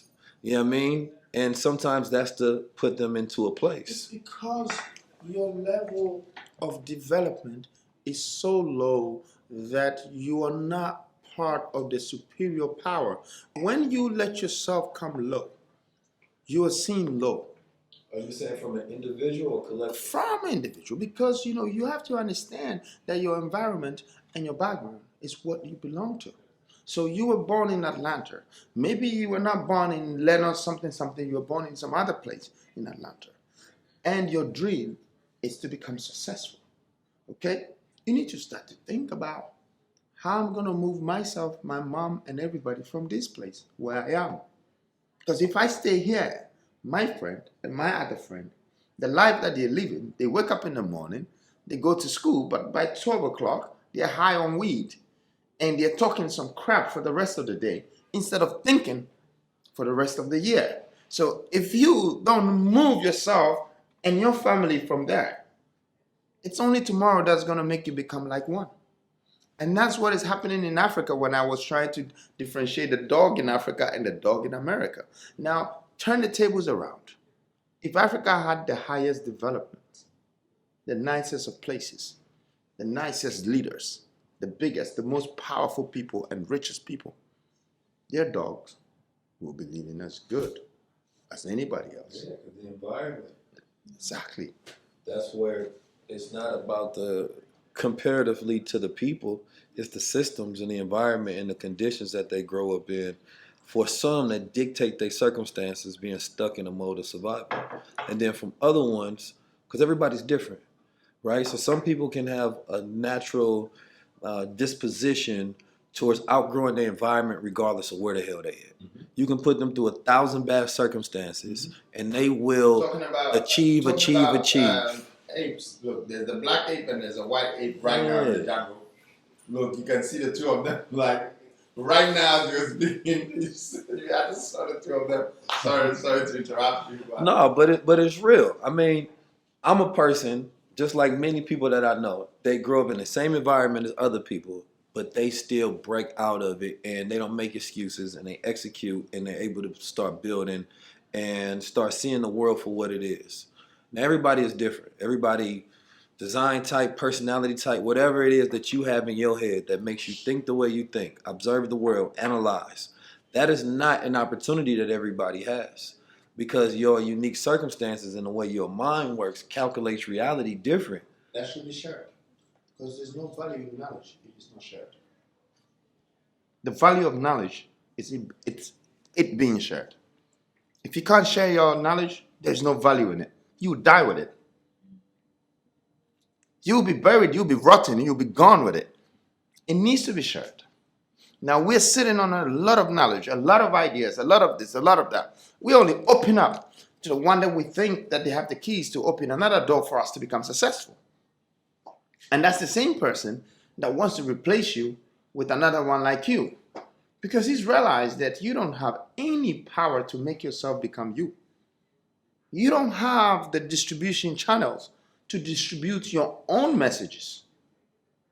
He runs those channels. Oh, you know why? Because we haven't shared our knowledge amongst ourselves. We haven't contributed our wealth. In each other. Exactly. That's the system. That is the difference. A Jewish people, they're going to invest in each other. Asians going to invest in each other. Whites going to invest in each other because they have standard towards wealth and power. We have no standards towards wealth and power. We are investing against each other. 100%. We are paying money to get one of us killed. We are raping our people. We are fighting to take our people's wives from them. We are beating our people's children.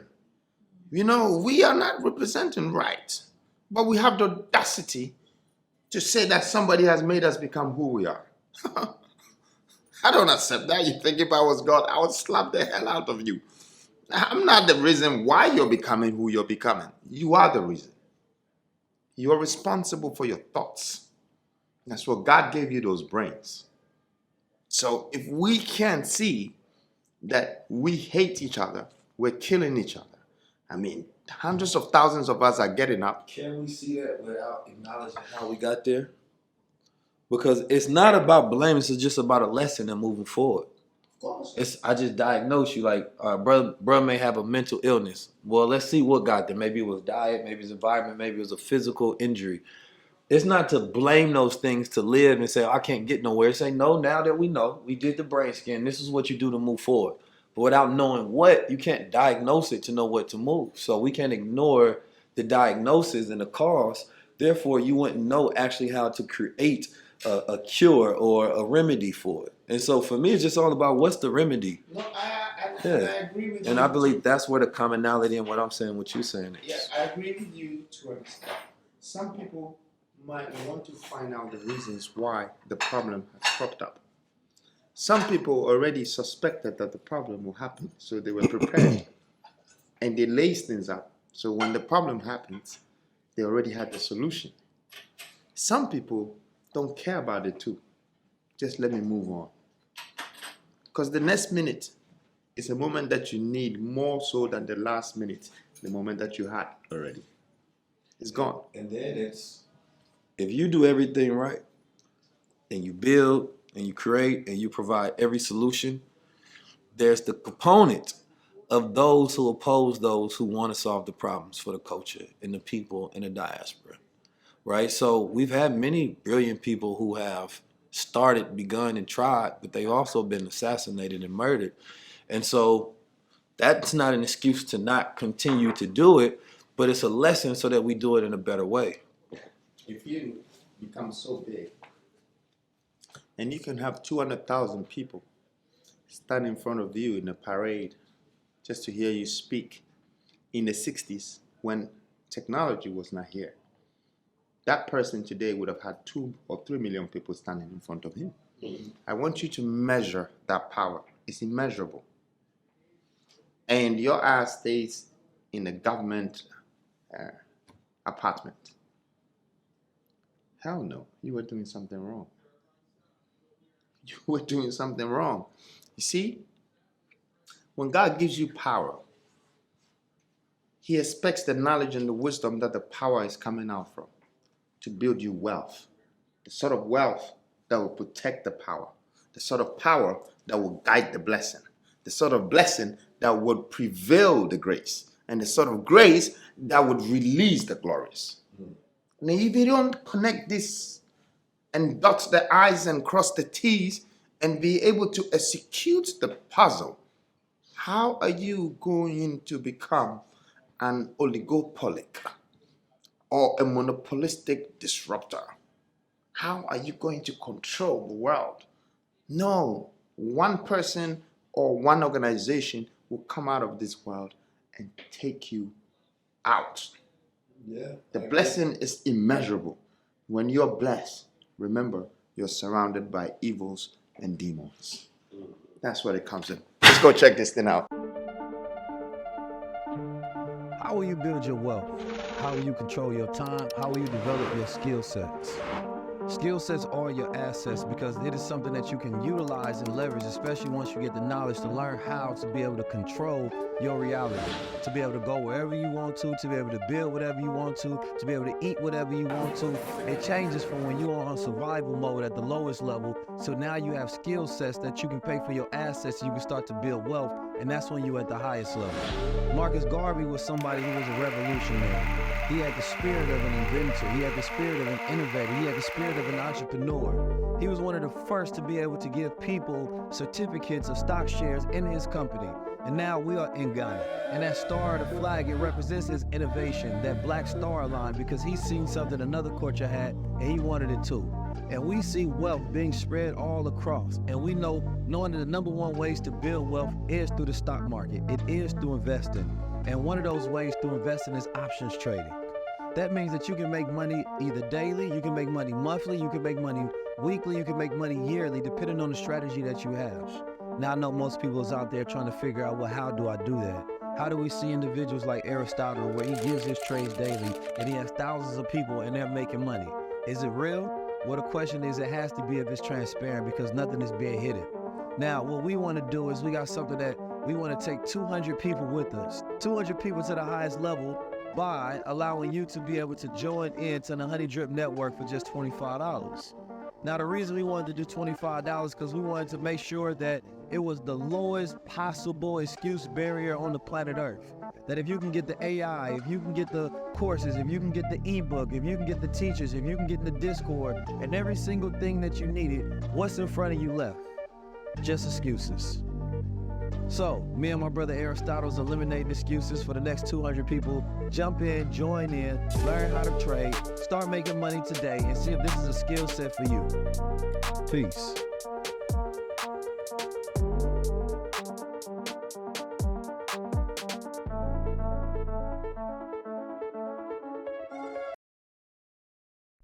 First of all, I think, inspiration, motivation, all the shin that makes a nation, okay?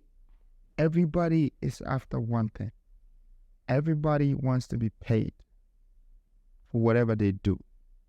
Your girlfriend wants to be paid. Your father wants to be paid. Your mother, your son, everybody wants to be paid, which means everybody is chasing the money. And that is one of my biggest inspiration in this world. How come whatever everybody's chasing, I've been able to convince that woman to start chasing me. That woman is following me. The woman respects me. The woman is attracted to me because my wisdom overpowers it. And I'm not going to sit here to tell you how to be motivated or tell you how to just be inspired. I'm here to share the code with you that the same thing you're following is following me, and it's following only me, and that's money. And money should be one of your biggest study in this world. Learn about it. Learn to give it to those who need it and not those who want it. Learn to invest it. Learn to purchase over just spend it. Money is a character, but money is also the devil between humanity and God. There is no such thing as a man with horns. It's money. And I'll give you a simple example. You go to church for 2 hours in a week. If the hours become 4, you probably get out and walk out of the church door because it's too long. But from Monday to Saturday, you work 8 hours a day. So please, can somebody tell me, who are these people worshiping? You got to be careful how you chase the money. Let the money respect you. Let your wisdom attract it. Well, this is what happened. I told you that 3 of them got sick after they went to war, in the jungle because they killed one of theirs. Yeah. And they, because they were family and they were the only albino lions in the jungle. Okay, they're from South Africa. And they were the only albino lions there. Right. So they thought that they were going to war with the other lions. Because they saw themselves different, like a white and black thing in the jungle. And so that's why I respected them so much, and I had to pay to, get them killed, this, that, but eventually they died. And they asked me what I wanted to do with them, and I said I want to preserve them. So I had to mummify them. And I've had them for 6-7 years. And they look the same. It's very well mummified. In fact, they'll go to my house with me. Where we went. There will be somewhere in the house. These are some big, majestic beasts, man. So, people will never see a lion like this or touch a lion like this. But this is a lion. This is the hair. This is how smooth the body is. The skin. This is how strong. This is how big they are.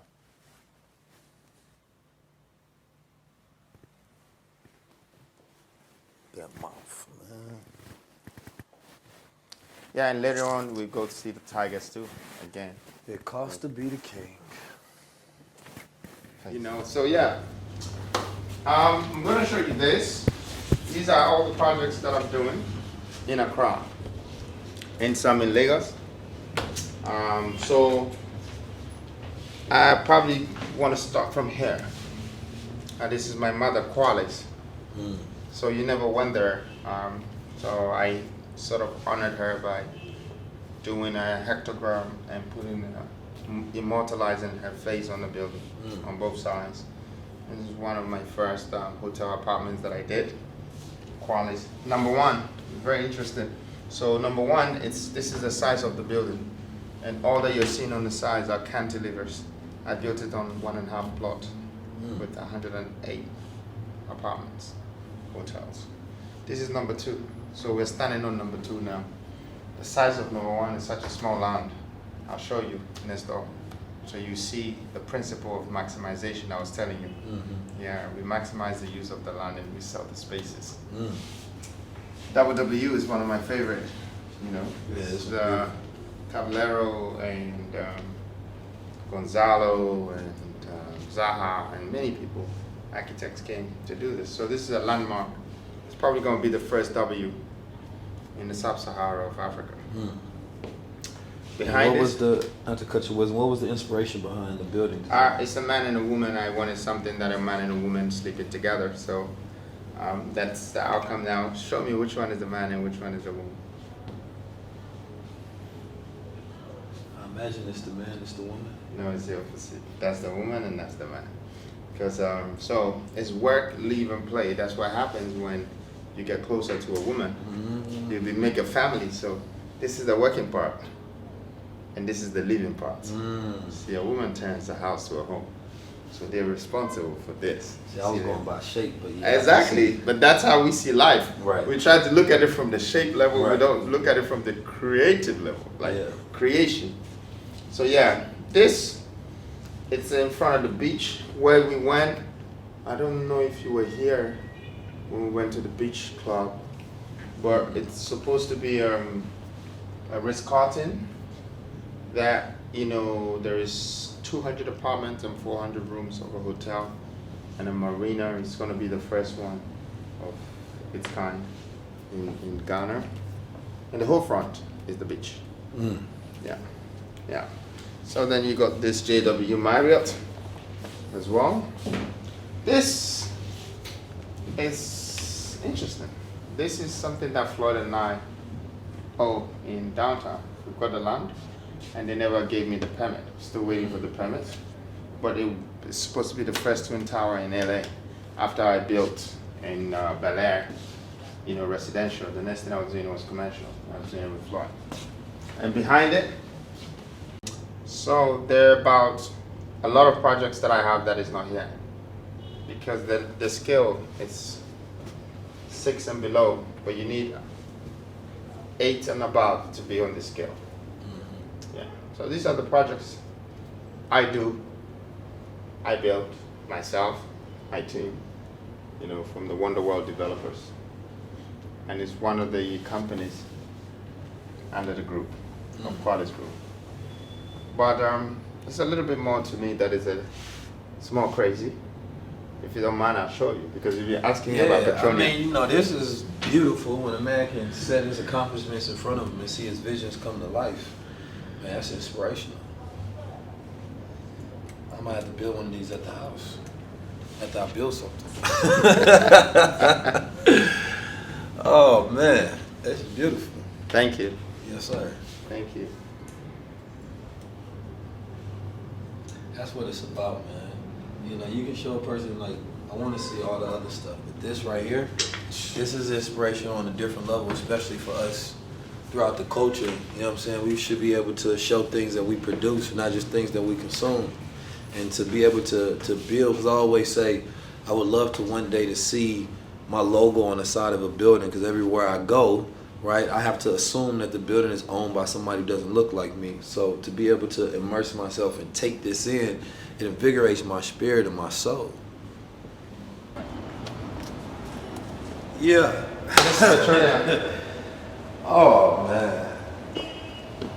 This is what I'm talking about. This is what matters.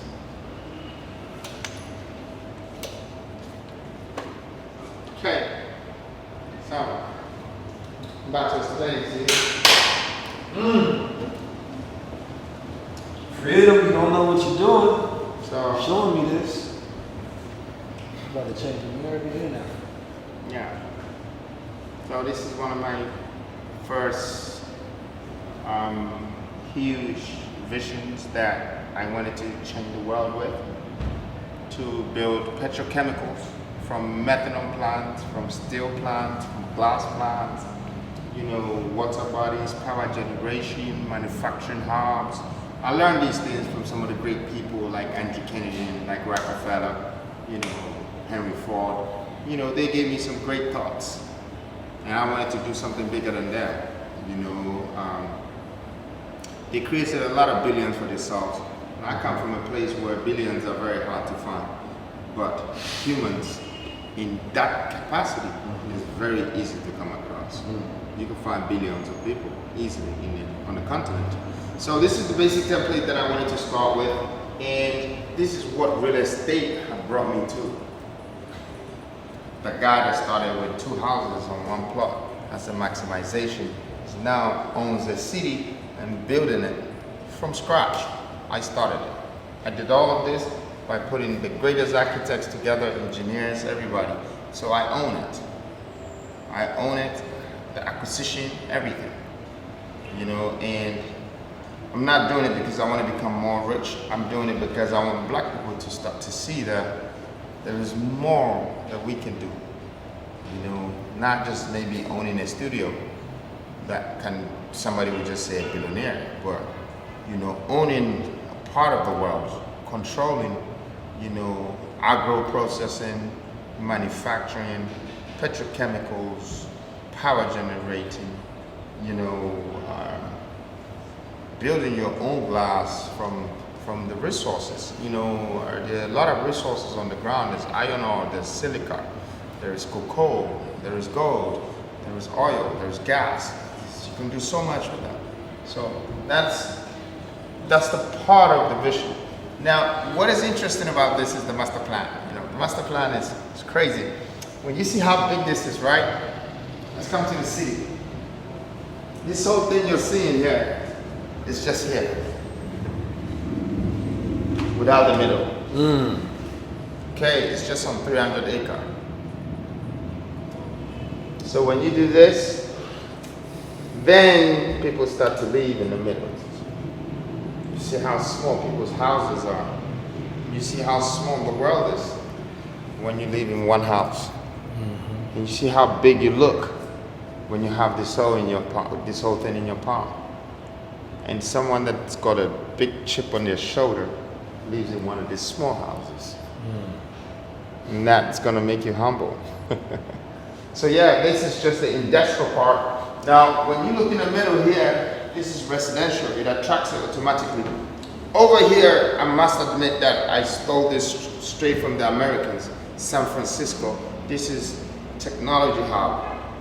It's first Silicon Valley in Africa, where I want to create my own mobile phones, laptops, build all of that, and also do business with iPhone and Samsung. They have to build it all here.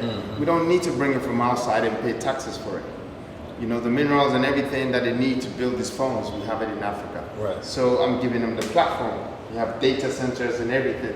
And in the middle, right here, it's Energy City. So Energy City is like Bahrain, and maybe Bahrain is one, Abu Dhabi is one. You build pipelines underneath the roads, you supply people with energy and everything, and that's when you control. Right. Houston is an energy city. Yes, it's energy city, and it's also an industrial hub. It's America's biggest supplier of industrial goods, power, reserves, everything. Everything. Now, this is the template I want for Africans. And every African country should have this template. Before the entire Africa can start to develop itself and develop the people in Africa, they need this platform. So even when I'm not here, they're going to remember me as Freedom Jacob Caesar. He went to bring the code, the key to develop. I know my forefathers fought for independence, but that's just them freeing us from the white people. This is giving you financial freedom. It's giving you financial power over your own resources, turning it around and lubricating your own economic systems. Nobody can determine the value of your currencies anymore. You don't even need the world to, because you just know how to survive in there. You know, so this is what I did with 2,000 acre, and as you can see, there's flight strips in there. Over there are University of Gas, Oil, Finances, you know, educational stuff behind it. I have a combination of HO2, hydrogen, which is the next future. I produce 9 million liters a day of water, clean water to drink, and I use part of it as a dam to support the power generation. Then I have the petrochemicals to mix for cocoa butter, to do everything.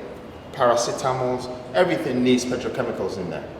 So, you know, this combination of things is going to give you the power generation, and it's going to expand your industrial hubs, manufacturing hubs. What's the cost on a project like this? 6-7 billion, but this project will be worth maybe 40 billion when you invest that kind of money. And what about population size for the city? This could be 60,000 inhabitants.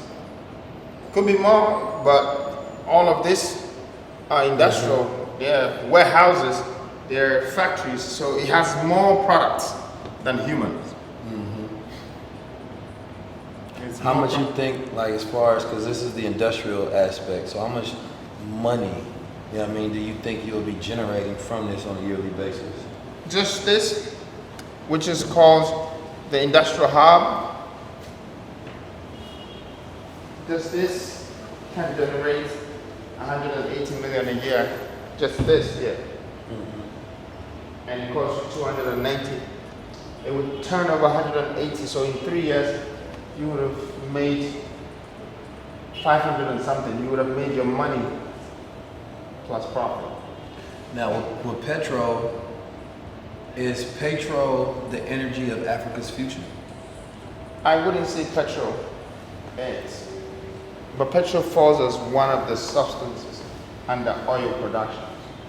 And today, every car you're seeing on this road, it's being fueled by petrol. So it's needed. Would the city then, at some point in time, maybe it's 50 years, 75 years, I don't know, be ready to convert for a new energy supply? It could be. Part of it is green. Part of it is green. All that middle is, you know, HO2, hydrogen, you know. But I believe that we should do a combination of energy resources to be able to do what is right. I mean, these people are talking about pollution. That's the reason why they want to go green. Africa is goddamn polluted already. We don't even have an industrial platform, and we're polluted. Our trees is like, you know, sinus from gold. That is chemicals that is poisoning the trees, and we're eating from it already. You know, we need industrial platform. We need to. If it's gonna be diesel for me to power all of these things, so people can get jobs, so people can get the right food to eat, and be able to export goods from here. And you bringing in the best minds all throughout the world to come in and build and power this city. That's what I have to do. I have to invite the world to come and work for me or work with me. I'm not inviting the world to come and take from me like how my forefathers did. It's not my style. That's not what I do. You know, I'm an investor and I'm a developer. I'm a visionary and I'm a revolutionist. So this combo just throws me off the average person in the way they think. I think that Africa will be a better place if we invite the world to partner us or to work for us, or we hire them to do. And you could tell that everywhere in the world did the same thing. They used the same strategy. When Americans were building America, they went for black people and Chinese people to build America. You know, when UK was being built, they used the Irish people. They used the Scottish people.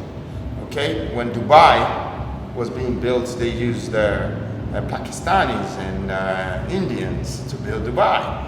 You know, but they had this. They had Sharjah. Sharjah is the industrial platform. It takes them 15 to 20 minutes to transport whatever a building needs from a manufacturing hub.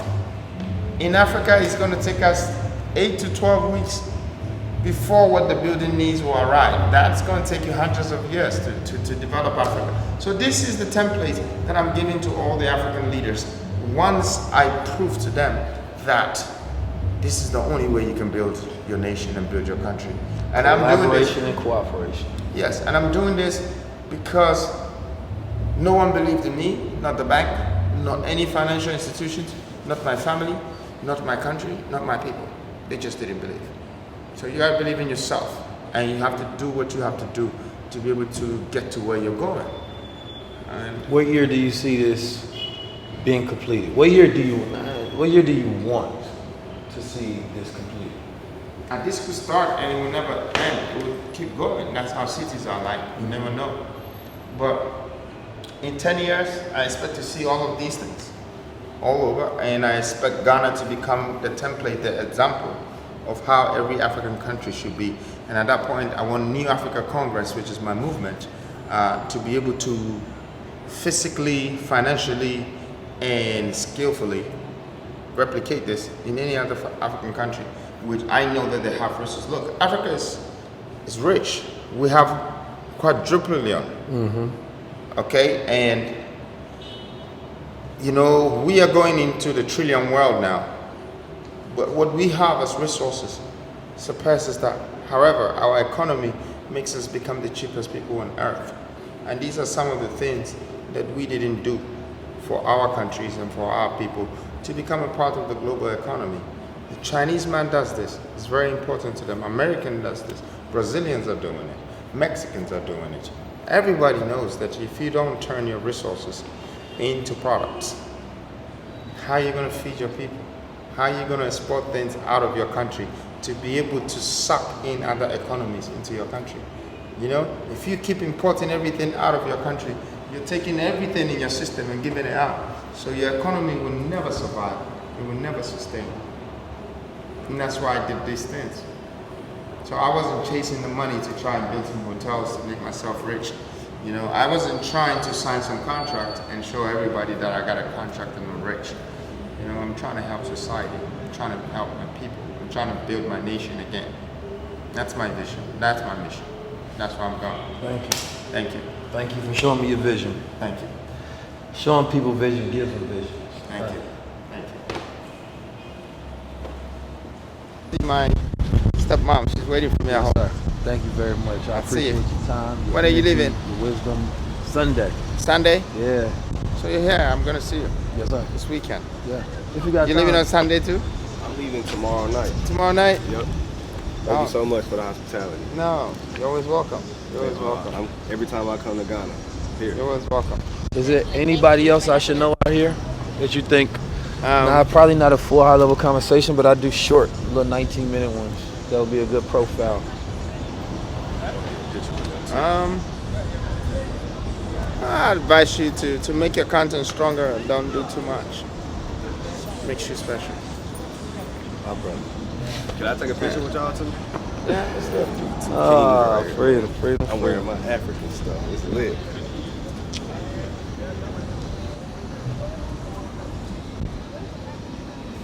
It'd be the first time something like this has happened. You feel me? But the response from the way you speak, the way you carry yourself, who you are, your vision, and the multiple assets that we're going to throw in, I think it's going to be a great combination for your legacy in Africa. Thank you. There's a guy called Gideon. He's one of my guys in the graphic department. He'll share a lot of videos with you. Okay. Yeah. He'll share a lot of content that would help you to create something very phenomenal. You know, it's gonna be like great content from Africa that one didn't think probably here. It's gonna be a movie. Hey, don't do too much. My movie is coming out too. That's the sequel. How are you? Fine. Can we cover these things? You know what you need to do to seal it, right? I think you have 3 holes, so it doesn't go deeper. Yeah. This is Sammy. Sammy is my trainer, and he's the one that has been taking care of the tigers. I'm doing great. How are you? You? Yeah, this is 19 Keys. Oh, ahead of you. Oh, bless. Great man. Yes. Yes. Nice meeting you. Likewise. Yeah. And you want to introduce the man behind the camera? That's Amechi, Brendan Amechi. How you doing? Yeah, I'm doing great. Blessings. Yes. Nice to meet Yeah, nice meeting you too. So Amechi is from Nigeria, but I know that he has maybe more American than you. Sorry. This one? Yo, think about it, let me know.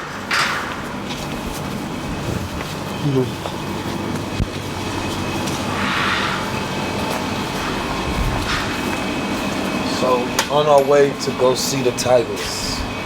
Kunta and Kinte. Kunta and Kinte. You want to pass the other side to go? Yes, I do. Go past it. Okay.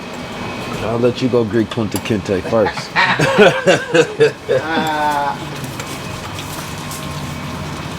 Hey, Kunta and Kinte. Get up. So I'll let him come. Yeah. Yes! Kunta. Here. Oh, wow. Kunta. Yes. So can.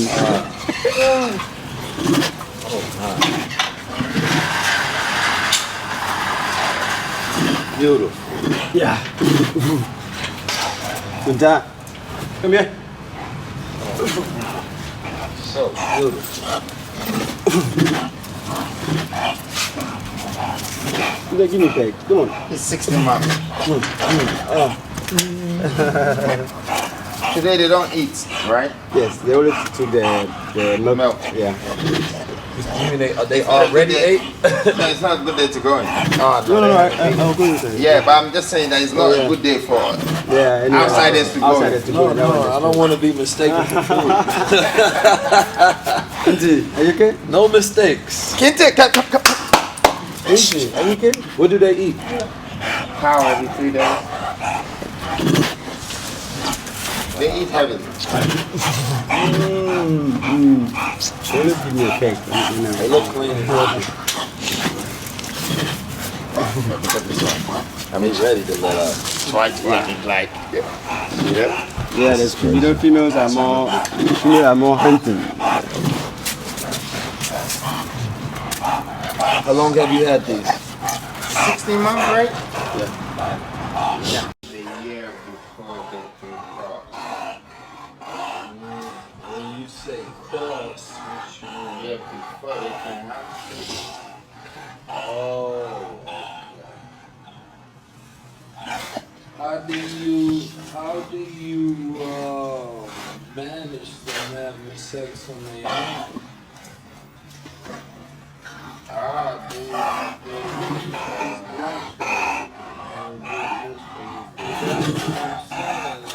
you stop them? You said the year.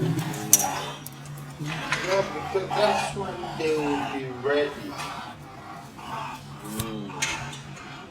So, right?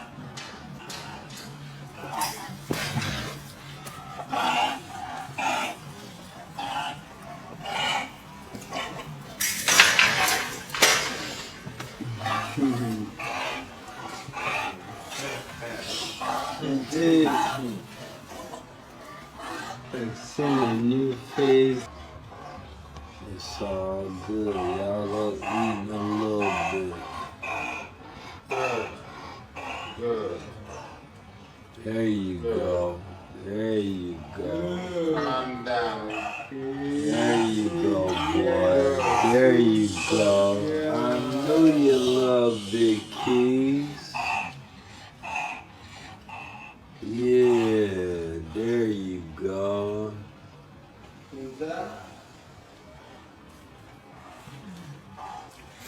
Come on now. Tigers, like, I introduced you to my albino lions that I didn't throw their bodies away when they die. Albino tigers are like 11 or 13 of them in the world. They're very rare. and you know, I'm glad that we have one in Ghana. So the Asians said that West Africa, East Africa, and North Africa will never be able to breed tigers because they thought that our safaris was not tolerant for such animals. You know, which I never believed in that, because I cannot stand up and say gold will not survive somewhere else in the world, and it's only found in Africa that everybody's got it, you know. So I feel like I had the point to prove to myself that we could take care of them.